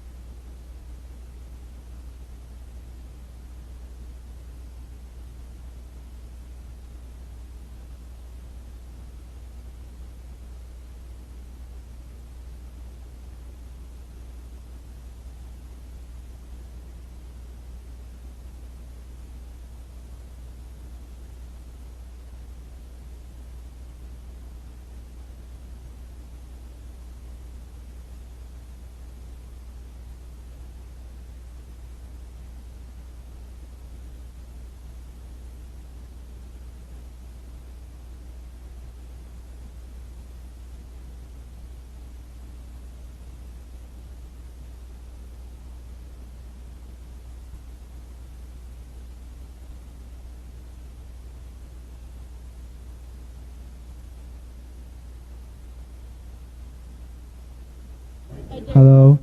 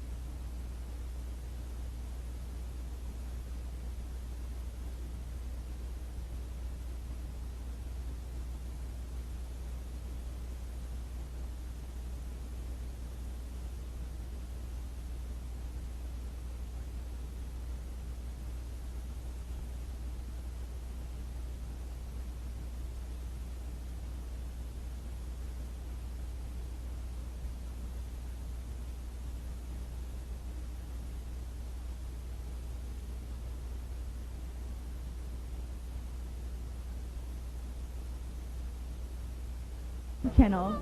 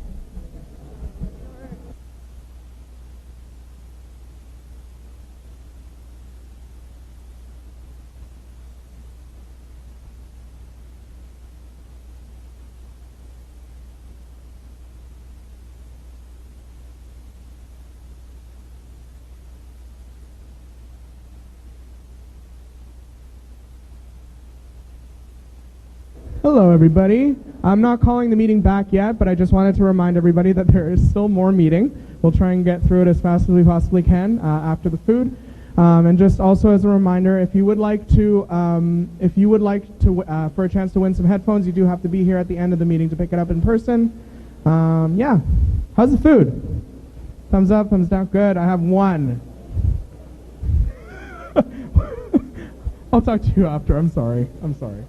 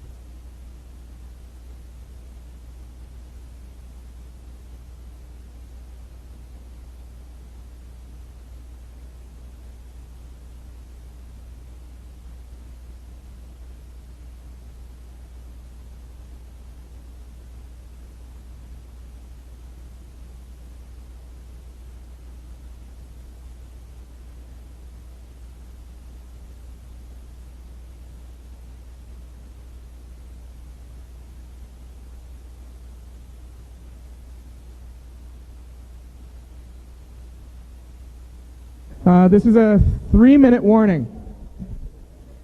Call it back in 3 minutes.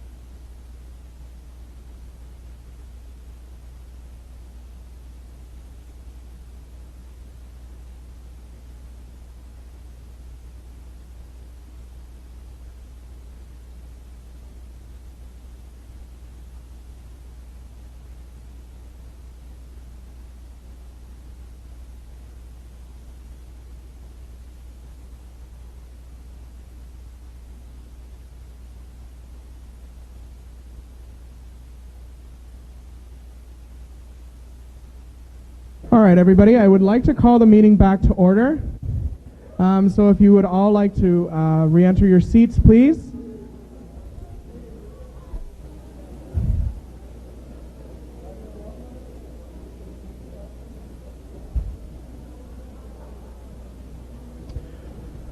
Okay, I'm going to call this meeting back to order at 7:12 p.m.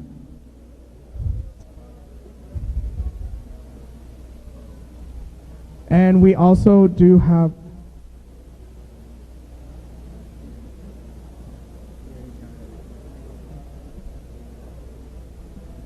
okay, and we have the results of the we have the results of the vote. I'm going to read out the motion and fill in the blanks as we go. In no particular order, be it resolved that the Assembly elects Connor Plant, Ben Easton, which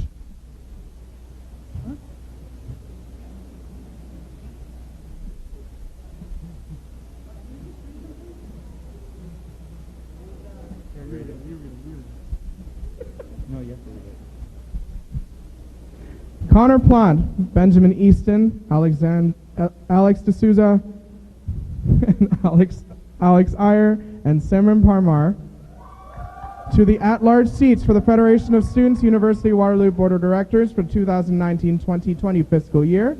Be it further resolved that the Assembly elects Megan Town and John Hunt to the Council Director seats for the Federation of Students, University Waterloo Board of Directors for the 2019-2020 fiscal year. Okay.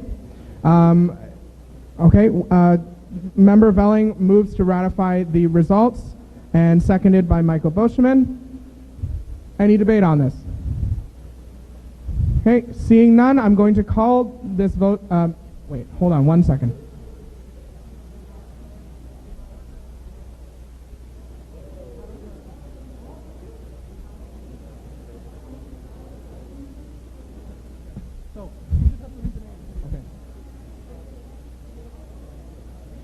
Okay, so I have a first and a second for the current motion. I see no debate unless the Assembly rejects. All those in favor?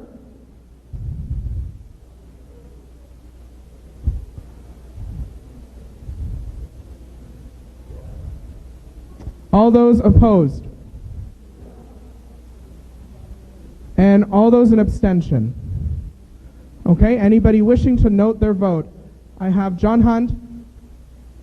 In abstention, Megan Town. In abstention, Amanda Fitzpatrick. In favor, Faiza Ibrahim. In favor, Joshua Mbandi. In favor, Seneca Velling. In favor, Michael Boschman. In favor, Kanan Sharma.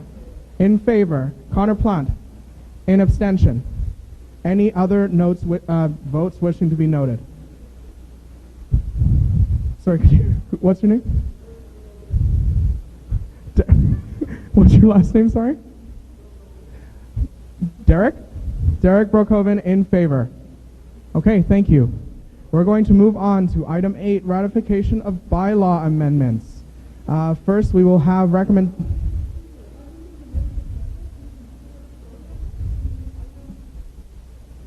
I move that we amend the agenda to consider first the item regarding the swapping of executive portfolio responsibilities, as there's an MOU being considered that is dependent on this item being passed.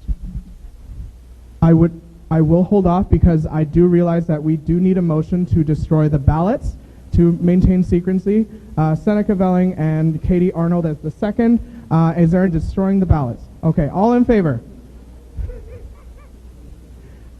All those opposed? And all those in abstention? Motion carries. Does anybody wish to note their vote? Okay, thank you. I believe I have another motion brought by a member to amend the agenda to move the item, one second. Which item is it? Item 8C, resolution to adjust responsibilities of executive portfolios to move ahead of the 8A. Can I get a second? Carly Merlis? Okay. Sorry. Oh, sorry. Katie already seconded. Sorry. Katie Arnold seconds. Is there any debate on the motion? Like I said, guys, this is just swapping orientation to the Vice President's student life's role where it fits more naturally, and swapping societies who have a role in governance to the President's role who oversees the governance portfolio. Kind of a natural swap. This is just Sweet. Okay. Any discussion on amending the agenda to move 8C above 8A? Seeing none, all those in favor? Okay, all those opposed? All those in abstention? And are there any members wishing for their vote to be noted? Okay, motion carries. 8C is now 8A. Seneca would like to move item 8C. Let me read it out, 1 second. It's the resolution to adjust responsibilities of executive portfolios. Could I get a second? Second, could I get your... Ellen P. McGee. Ellen McGee, my apologies, sorry. Okay, I have a first and second. Would the first and seconds like to speak? Okay, nobody would like to speak. Is there... Savannah? I know there was the information's in here, but I wanted to provide a little bit of a little larger of a background in terms of why this was considered. I've seen, as I was volunteering with the society as one of the executives a number of years ago. I was a society relations commissioner last year, and this year in my role, I see that feds can do a better job of supporting societies and being accountable to societies. And so this move to have the president or the society general oversight under the president's portfolio will allow a direct connection with the president of the Federation of Students, while opening up opportunities for other executives such as the VP Student Life, VP Internal, whatever the title is in your society, to connect with the VP Student Life of Feds, similarly to how the VP Educations connect with the VP Educations in Feds. I think this is a great opportunity to enhance support between Feds and student societies, as well as enhance accountability between the two groups. Batul. Sorry, 1 second, I'll come to you. Sorry, just point of information. What's the current system? So currently, general oversight of student societies falls underneath the VP Student Life, and currently new student transition falls under the president's portfolio. This is requesting a shift so that new student transition will now be under the VP Student Life, and societies will now be under the president.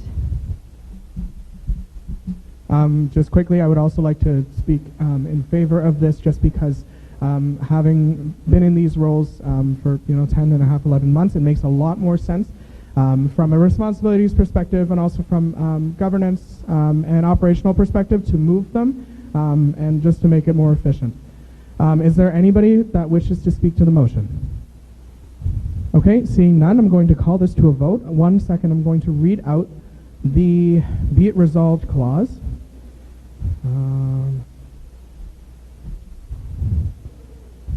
Okay. Be it resolved, in accordance with Section 129 of the Ontario Corporations Act, the Assembly ratifies the board-approved amendment to the bylaws of the corporation to come into effect on May 1st, 2019, as presented. And as presented is the attachments on the very, very bottom. We have gone through basically all of the reasons outlined. Unless the Assembly rejects this and would like to have more information, I would like to call it to a vote. Okay, all those in favor? Okay, all those opposed? And all those in abstention? Okay, motion carries. Does anybody wish their vote to be noted? Amanda Fitzpatrick?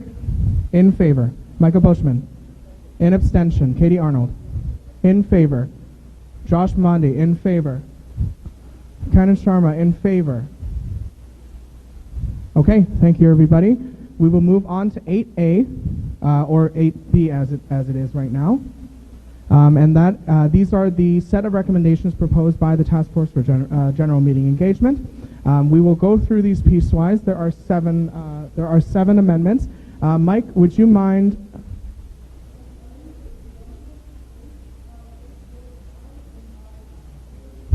Okay, I hear a motion to bundle 8AI and 8AII.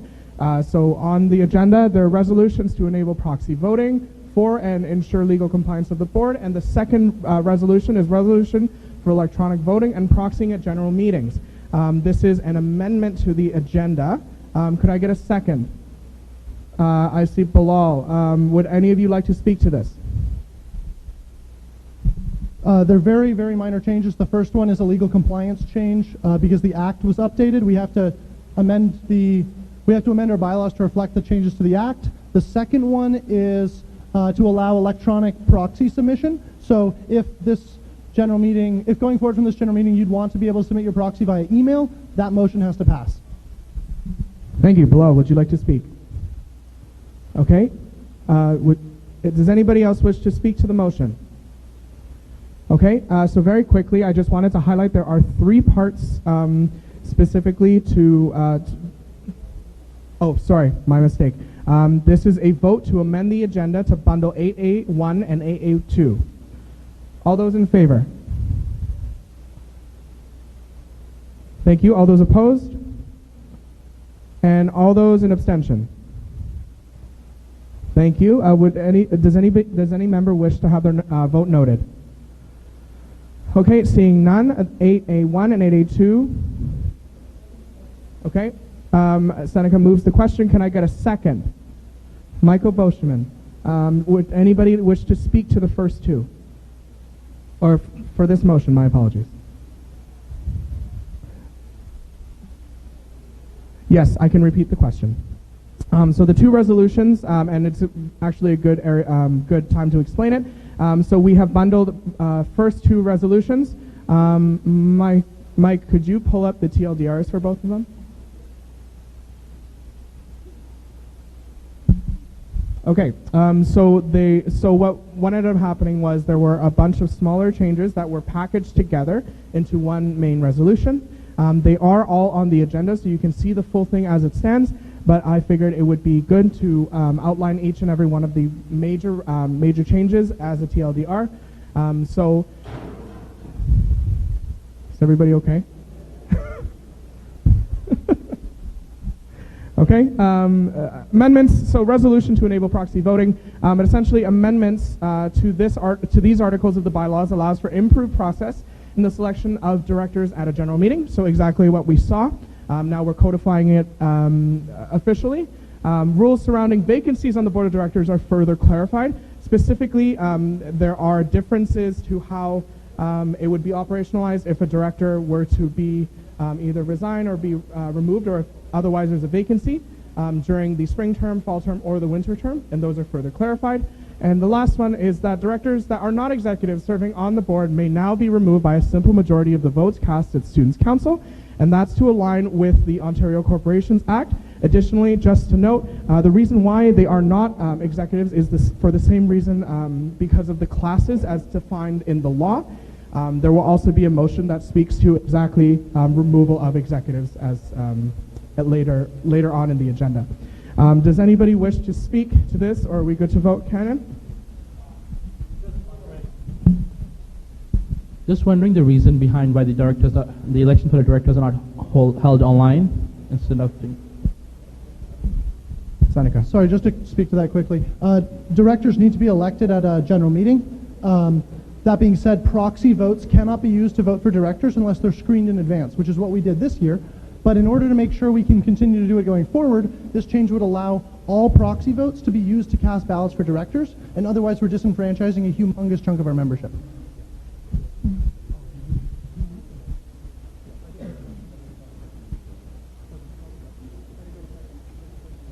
I have a motion to call the question. Member Velling?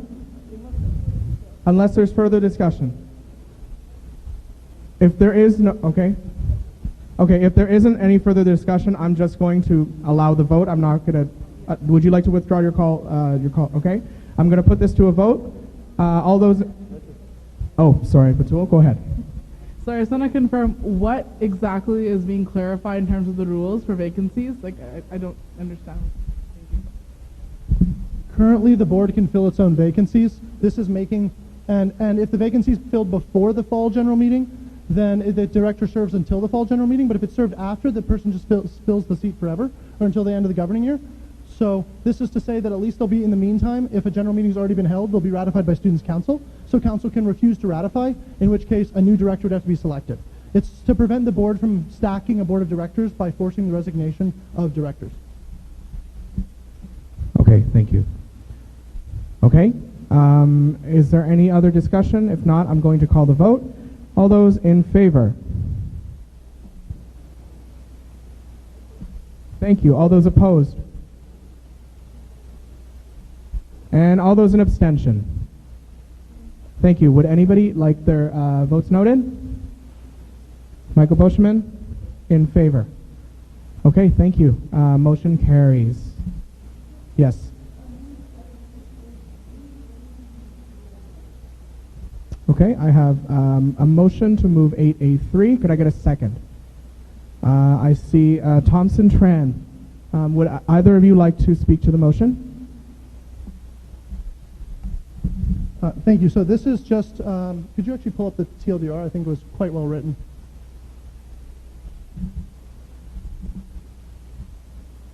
Item 3, Mike.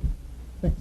So the first one is, this makes the president of the Federation of Students the default speaker of Students' Council. The president can choose not to serve in this role, or council can appoint a new speaker, just as always under Robert's rules, but it provides some continuity. It makes the secretary of the corporation the default secretary for Students' Council. Oftentimes we have people find difficulty finding someone willing to be secretary because it means giving up your ability to participate in conversation. It increases some of the responsibilities of Students' Council. Lower? Slower. Okay, sorry. So it provides general oversight for societies. It provides, which is something that's codified in the MOU already. It's the Committee of Presidents procedure. It's not additional procedural rules. Commissions, which fall under the executive, and which are essentially special projects as noted. It also adds an additional seat on Students' Council for the Engineering Society B seat, which is incredibly important, or what the off-term Engineering Society, excuse me. So right now, some faculty or constituencies have more than one society, and society presidents get a voting seat, but it is unclear currently to whom that voting seat goes. This clarifies that in engineering's case, they have an additional voting seat, but it comes at the cost of one of the elected seats so that both presidents may serve on Students' Council. Thank you. Does anybody have any questions, comments, or discussion items? Batul, go ahead. Michael, could you? Michael? There's a question from Batul.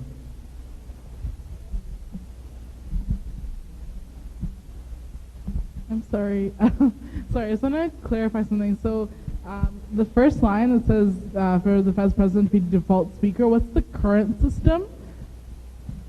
So currently when Students' Council convenes, the first thing that council needs to do is to decide on a speaker.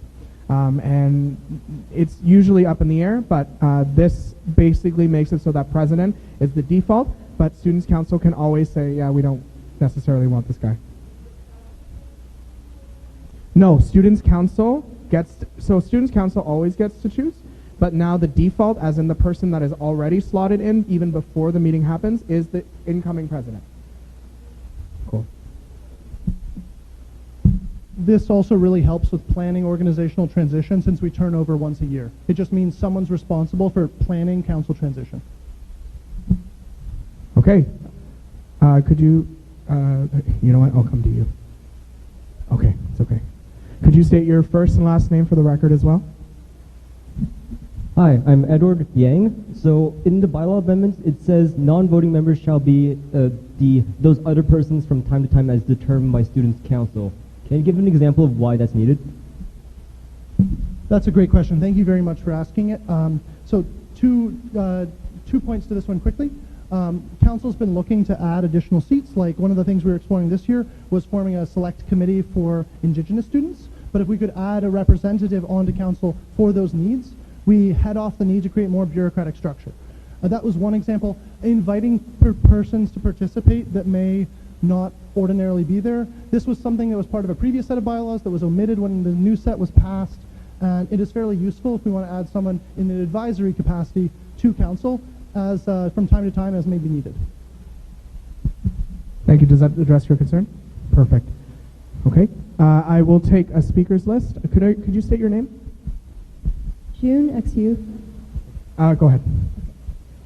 I was wondering if after these changes or this resolution if it's passed, if there's going to be any kind of follow-up discussion or any kind of validation whether or not these changes have actually benefited the council and the rest of the executives as well as their constituents.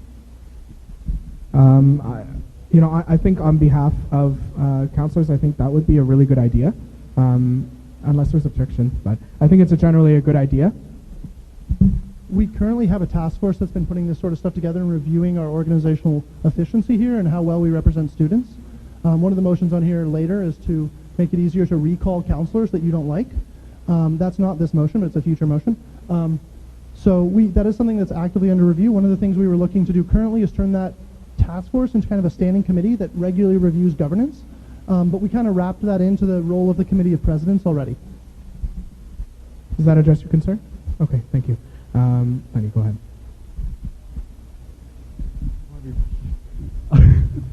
Hi everyone.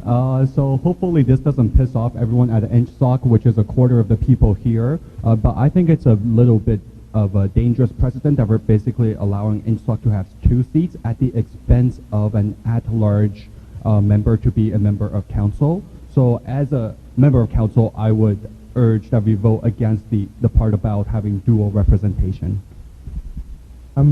I see Katie first, and then Pat. So I'll speak to this a little bit, seeing as we currently and perpetually have an engineering vacancy in Feds counselors. I don't see that this is damaging the Feds counselor caucus too much, seeing as we're filling an empty seat. Right now, both of the Engineering Society presidents are voting members of the Federation of Students Council because we are filling a vacancy right now. This is just making that the default instead of us having to vote on it every time we have a vacancy, which is pretty constantly. And I appreciate that you may not see the value in the Engineering Society as you do not attend our meetings, but I do encourage Feds counselors in engineering to attend our meetings in the future. I will also add that currently there is an actual amendment in the set of bylaws that says that specifically for the off-term engineering seat, that seat will basically the number of seats that engineering will get will be the same, and it's at the consent of council. Yeah, so council gets to say. Pat, did you still want to speak? Yeah. So this is Pat Dwong for the minutes. Yeah, I just wanted to also point out that the NSOC presidents are elected by their constituents as well. So it's the same constituents as the councillors are elected by. So in that sense, they do still represent the same people. Okay.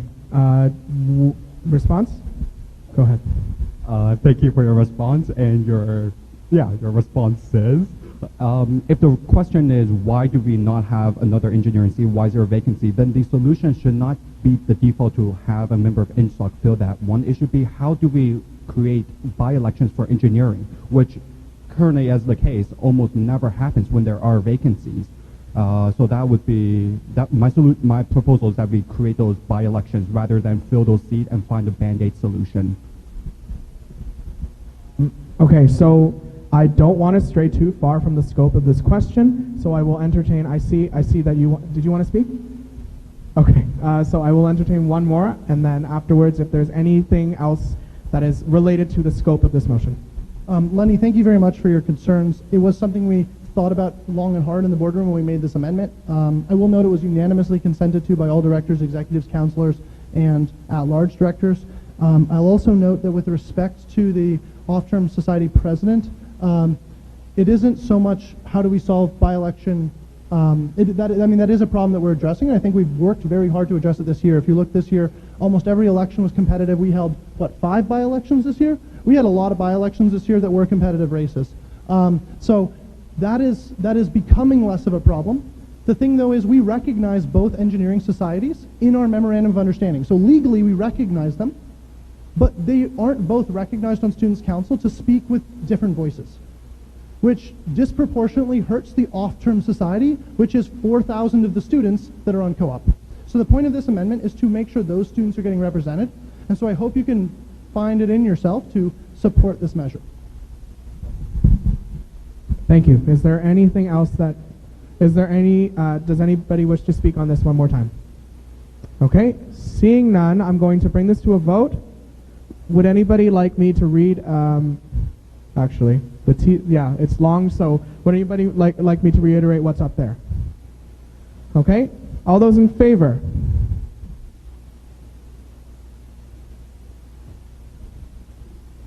Okay, all those opposed? And all those in abstention? Okay, motion carries. Does anybody wish to note their vote? Seneca Velling noted in favor. Simon Grigg in favor. Ben Beelen in favor. Derek Verhoeven in favor. Margaret Pearson? Bruce, I'm so sorry.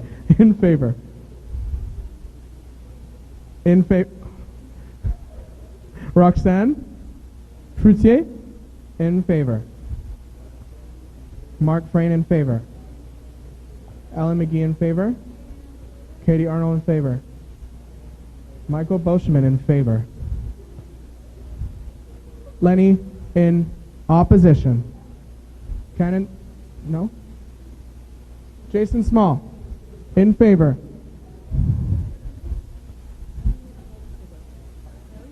Yes, vote carries.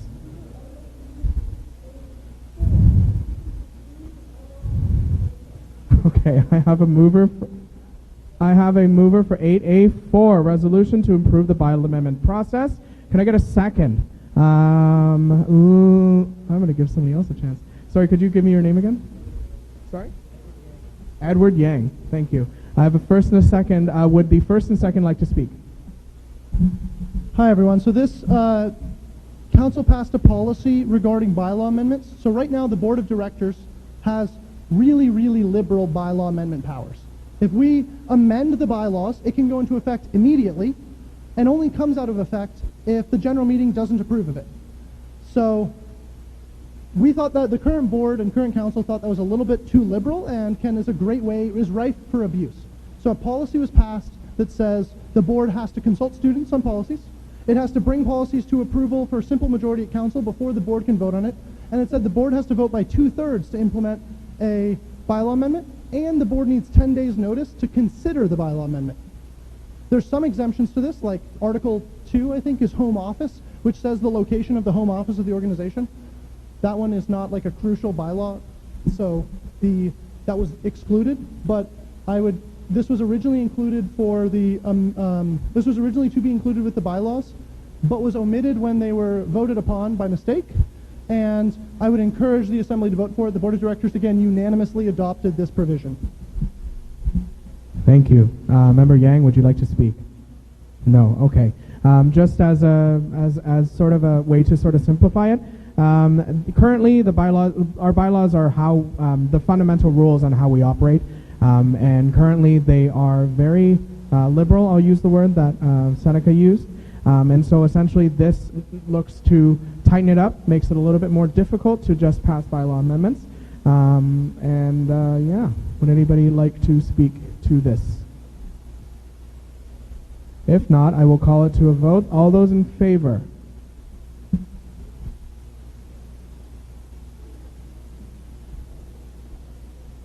Okay, we do have to count. Kurt? Do you have me count? Please hold your placards up.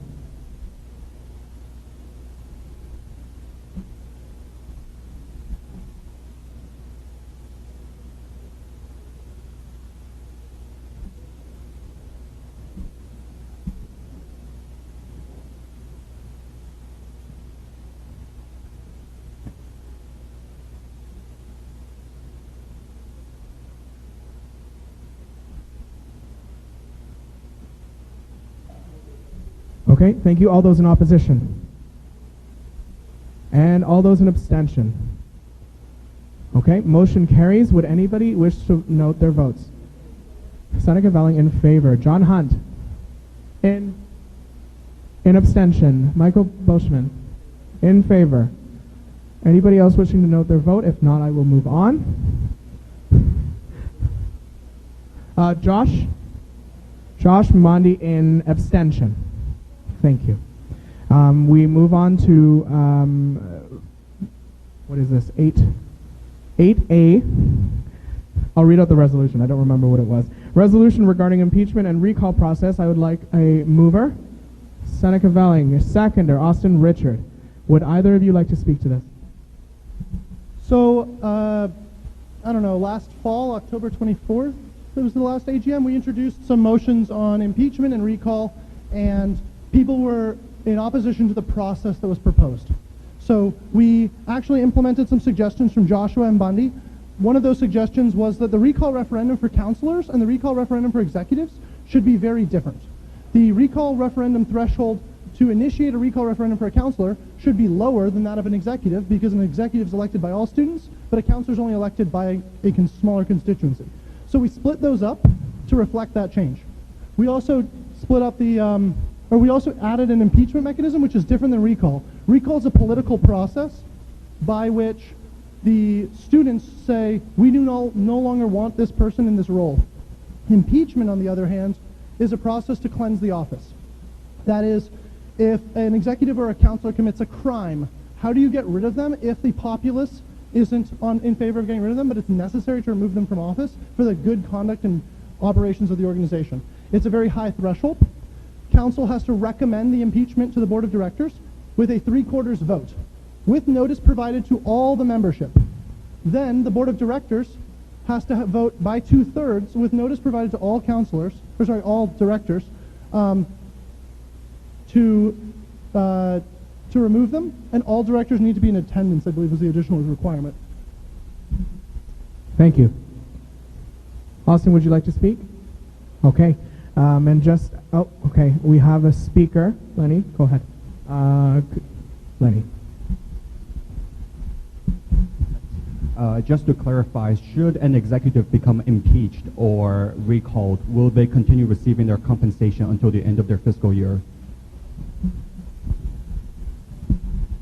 As ordered by Students' Council, the Board of Directors is investigating that. We currently have to explore the executive contract. The answer to that question is, I don't know yet. If I knew the answer, I'd tell you. The aim is that we wouldn't be paying someone who is no longer employed, obviously. And the reasoning even why this is such an investigation is because currently the executives, once they are elected, are employed by the university. And so the executives have to follow the HR rules that the university sets, and that includes the provisions of the contract that they sign as well. That's it for now, but we'll go ahead. Hi, sorry. I just want to know what's the current process for recalling. Like, I see that currently it's recall, but so currently can someone be impeached? And what's the councillor executive thing right now? I will speak on behalf of the executive, and you can speak on council. Okay, so the executives can be removed right now through a recall referendum, which needs to be initiated by a petition, written petition with 2,900 signatures, and then that'll trigger a recall referendum with a specific question, and then they'll go through that process. Specifically with regards to councillors. So with regards to councillors, also executives, since right now they're bundled. In the new system we're proposing they'd be separated, but in the bundled system, You have to do it in writing, you have to sign it in pen, you have to hand it in the Fed's main office during office hours. So this is going to change it to do it online. And the current system is 2,900 persons must sign a, sorry, 10%, not 2,900. Sorry, 10% of persons must sign a petition in writing that indicates that they want a recall referendum to occur. Then it must go to recall referendum. Upon getting recalled, or upon the recall referendum going through, you need more votes cast in favor of recall than in opposition to recall.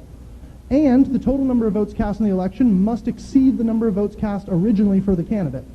So there's a very high threshold. What we're doing now is separating it and lowering the threshold by adding an absolute minimum for councillors. So you can remove a councillor with 10% or 500, which means an engineering caucus could remove a councillor that they thought didn't represent them, or could initiate a petition to remove a councillor they thought didn't represent them by 500, because that's lower than 10%. But AHS, 10% is lower than 500, so that would be the bottom out. So it'd be 10% of students in that case. Okay. Does that... Executives, it's 2,900 or 10%. It's the same as if you were to call any ordinary petition. Okay. Diana, right? Sorry? You. Sorry, my apologies. My question is regarding if there's any timeline requirements for the petition as well as receiving all the signatures. So I guess the petition would just have to be, signed in order, before the term is over, in order for the person to be recalled. So procedures for elections referendum are separated from the bylaws. Council sets those procedures. The notice period for elections is usually pretty substantial. For recall referendums, that's actually being revamped right now by the president. With all referenda, all elections, we're revamping those procedures to reflect what kind of reality, like the voting lists we talked about earlier, to make sure all students are eligible to vote, and yes, to include substantial notice periods. I believe the minimum time we said for the conduct of an election we did specify was 3 days, if I recall. For voting? Yeah. That's generally practice, but encoding them into procedure would help a lot as well. Does that answer your question? Okay, perfect. So just a general rundown. I'm just going to give you the old version and the new version very quickly. The old version, executives and councillors can be removed from their office through a 2,900 handwritten signature in a petition that gets delivered to the head office, and then that's executed through a referendum. And now there is an additional method in order to impeach an executive. So it can be that Students' Council recommends impeachment of an executive, passes by, I believe, 3/4 majority. And that recommendation is a recommendation to the Board of Directors, who has the power by 2/3. Unanimous. It has to be unanimous consent by all directors, excluding the director that is in question, for removal. If does anybody have any other questions or anything they would like to raise? If not, I will, I'm going to call this to a vote. All those in favor?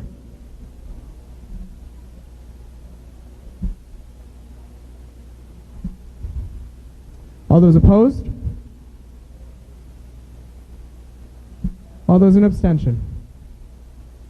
Okay, motion carries. Does anybody wish to note their vote? Pat Duong? In favor. Batul?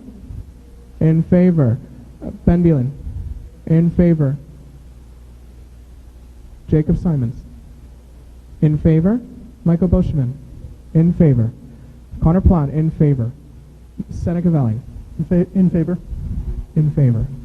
Okay, thank you very much. We're moving on to our next item. Thompson Tran in favor. Thank you.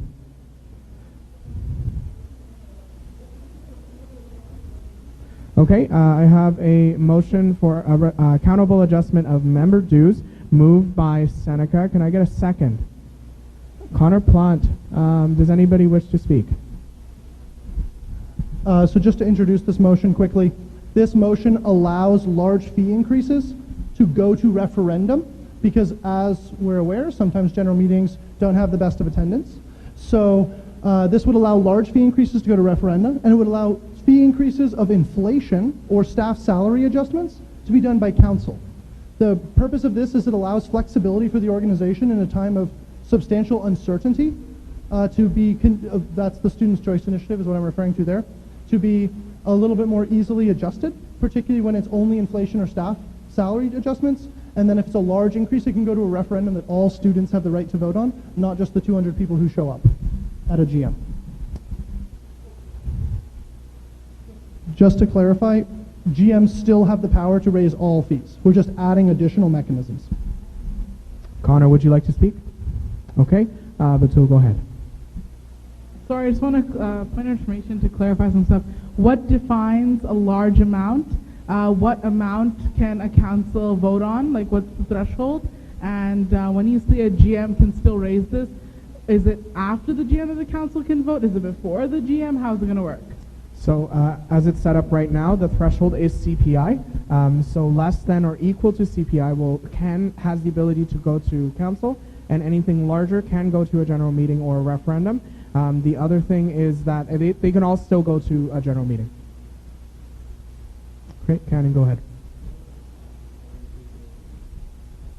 So we added sorry, the question was, just so everybody can hear it, what about the staff salary increases? We added a specific provision that allows the Federation to adjust for staff salary increases because, as we identified today, we are bound to increase our staff's salaries by an agreement that is out of our control that we have no power to negotiate. So the university and the University Staff Association make that arrangement, and every time we don't raise fees for staff salary, something gets cut. And typically it's advocacy, followed by governance, then services.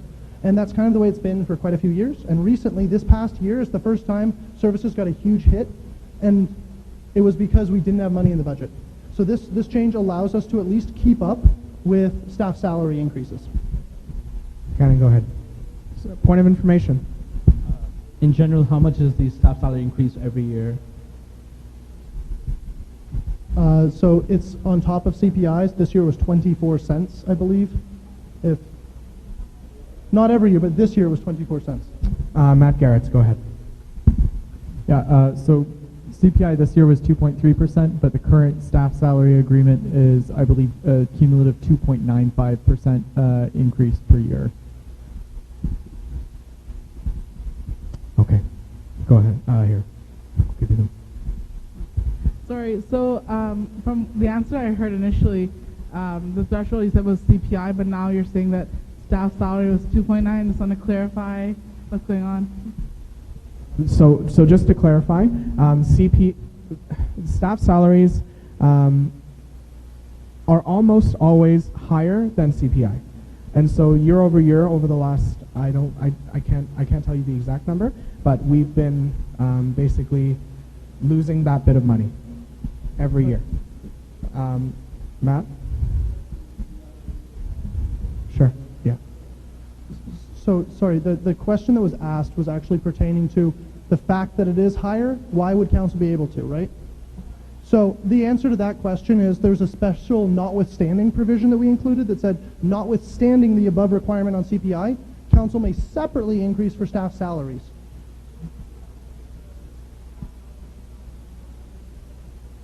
Sorry, what do you mean the threshold? So she, if I may clarify, I think, so there's CPI and then there's staff salary. So you're asking at what point do you stop? Okay, and go ahead. You adjust for CPI and you adjust for the staff salaries that exceed CPI, but not the part that is the same as CPI. Because it's a percentage, so it affects everything equally.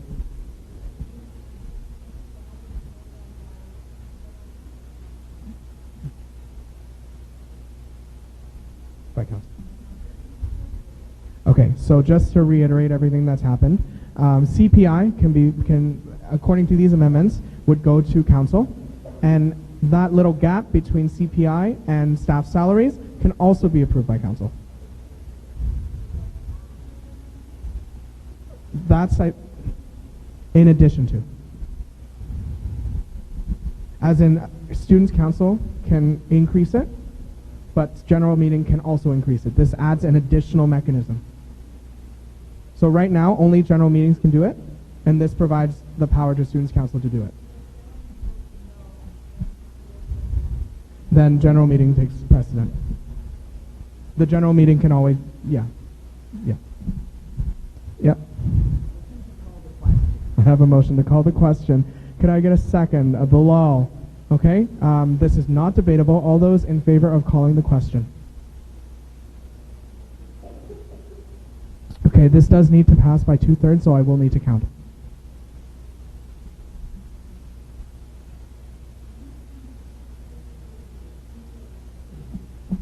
Okay, all those against? Okay, all those in abstention. Okay, would anybody like wish their vote to be noted? Lenny, in opposition. Chen Chai, in opposition. Okay, so we are now voting on the main motion as calling the question carries. All those in favor of the current amendment?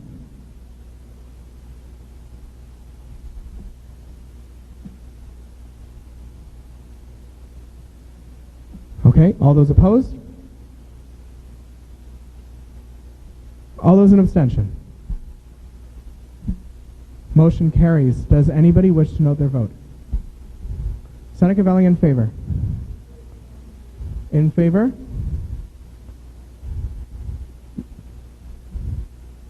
Jerry in abstention? Lenny in opposition? Anybody else wish to note their vote? Okay. Yes, sir.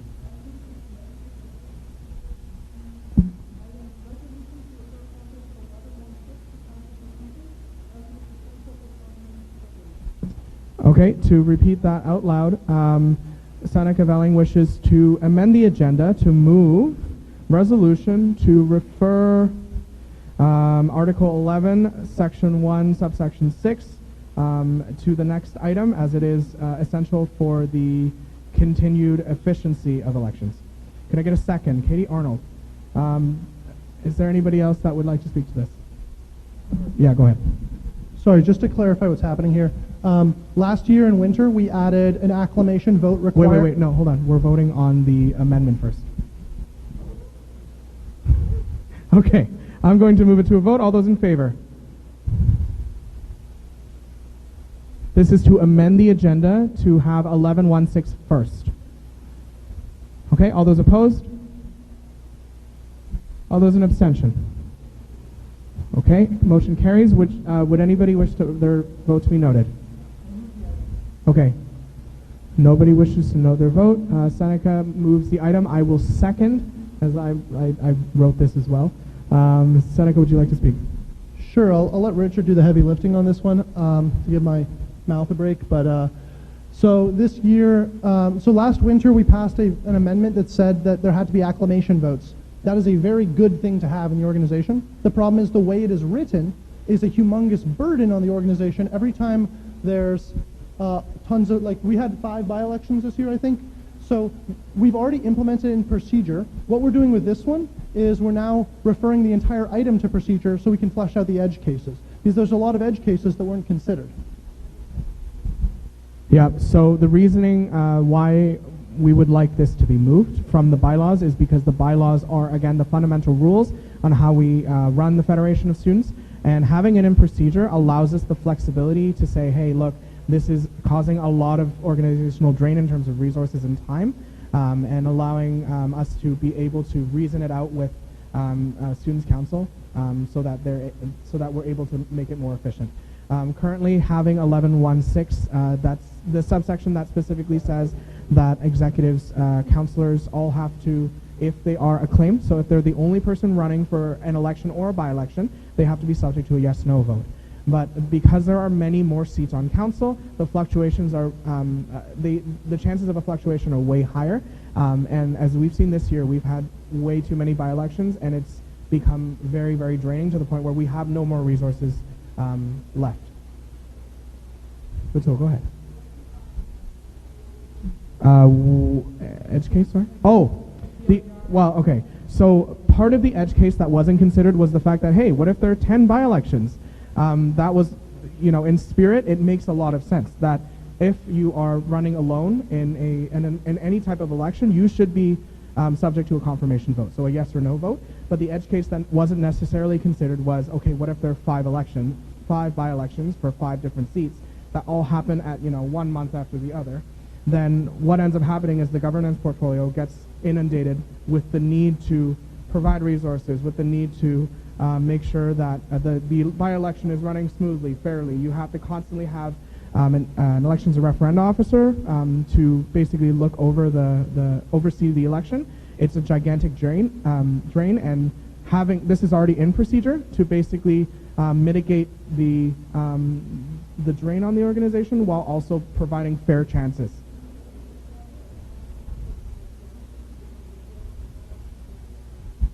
Sorry, what was your question?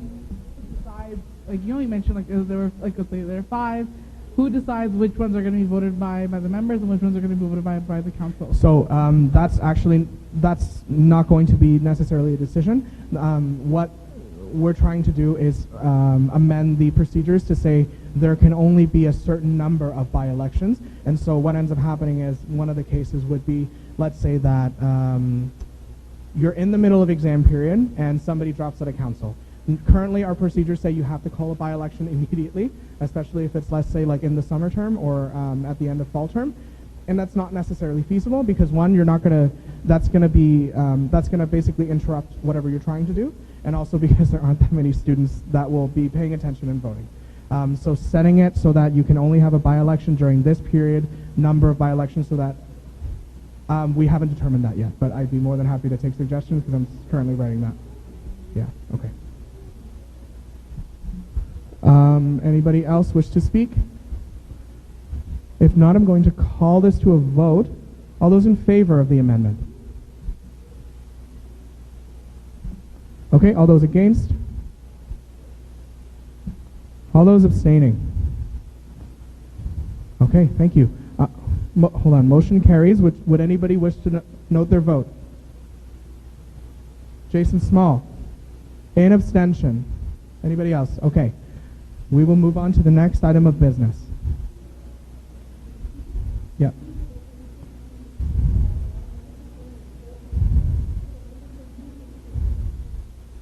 Okay. There is one additional item, so it will have to be an amendment to the agenda. No, the amendment? Okay, Cannon seconds. This is to amend the agenda to bring next the resolution to allow for membership during expulsion appeals. Is there any debate? If not, I will call this to a vote. Go ahead, Edward.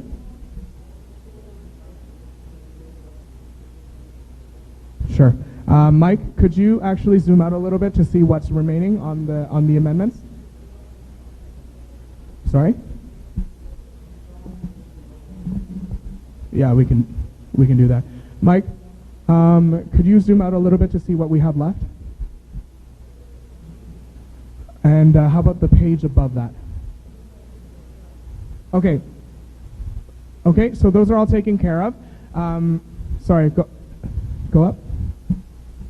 Okay, so normally what would be next is 8A7, resolution to expand general meeting representation, but the amendment to the agenda is to basically swap 8B and 8A7.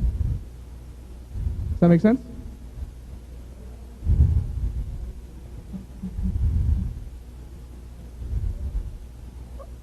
No, all of the amendments. So any amendments that that any member wishes to make.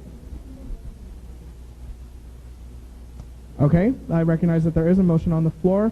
Do you have an objection or anything like that? If not, I will proceed. Okay, seconded by Cannon. Is there any debate on amendment to the agenda? If not, I will call it to a vote. All those in favor of amending the agenda? Okay, all those opposed? And all those in abstention? Thank you. Would anybody wish to note their vote? The agenda has now been amended. We are moving on to 8B. 8B, resolution to allow for membership during expulsion. Can I get a mover? Seneca Velling, I will take it as a second. Can I get, I'll second it. Would you like to speak? Sure. So right now, if you're being expelled and you're appealing your expulsion, you're not a member of FEDS, which means you cannot use FEDS resources like the Center for Academic Policy Support or the new legal service that got voted on. So this change would only allow you to remain a member while you're appealing your expulsion so that you can use FEDS resources to support your appeal. Yeah, that's pretty good. Okay, is there any debate on this item? So once again, if let's say that you are in an expulsion appeal process, presumably you would have already been expelled, which means you would cease to be a member of the Federation of Students. All this bylaw amendment is saying, it's I believe an 11-word amendment to the bylaws that allows you to continue to use FEDS resources in the case that you are under expulsion appeals proceedings. I see no other debate. I'm going to call this to a vote. All those in favor of the current amendment? All those opposed? And are you opposed? Okay, and all those in abstention? Thank you. Motion carries unanimously. Okay, Savannah would like to call a quorum check. 1 second.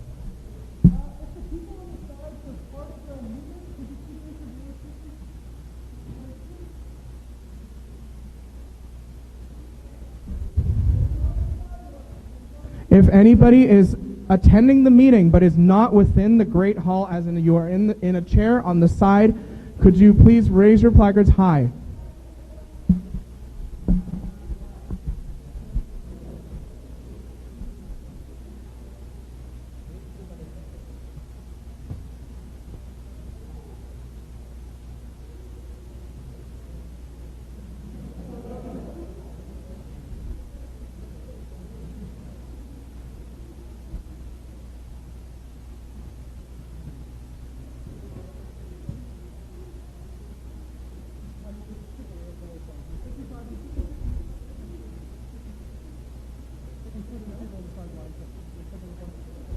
Okay, we are well below quorum, which means we are we're a little bit below quorum, which means all items of business can now only be for information. We cannot vote any further on the remaining items. Does anybody have any sort of questions that they would like addressed? Connor Plant moves to adjourn the meeting. Kanan Sharma seconds. Is there any debate on adjourning the meeting? Lenny objects to adjourning the meeting. Why? Point of order. Adjourning the meeting is not a debatable motion. I take that well. All those in favor of adjourning the meeting? All those opposed? And all those in abstention? Would anybody like to note their vote? Hold on. I haven't called it yet. Lenny in abstention. Fatul in opposition. Sorry, opposition. Lenny in opposition. Anybody else? Jason Small in opposition. I counted her, yeah. Chen? In opposition. Okay, meeting's adjourned. Thank you, everybody. Oh, wait, yeah, we have to do the headphone raffle. Hold on. Meeting's adjourned. Hold on. In the meantime, I will gladly tell you guys what the remaining items would have been about. So, all right, thank you very much. So, the next item on the normal business for the agenda would have been to improve ranked counting of ballots. Right now, if you withdraw from the election or get expelled after the fact, your ballots are counted as abstentions and don't transfer to your second choice. The next item of business would be to align our bylaws, policies, and procedures more adequately to ensure that compliance with policies and procedures is something the Secretary must also do. And last but not least, there's a resolution to correct spelling, numerical, and grammatical errors in the bylaws. Thanks for coming out, everyone. Reminder that you do need to be here in person to pick up the prize. Hold on, I have the draw right now. Okay, ready? Okay, everybody get your tickets out. 2, 0. I love this. 0, 3. Can I get this in the minutes, please? 2, 0, 0. Congratulations. Yeah, you're very welcome. Okay. Thank you. Have a good night.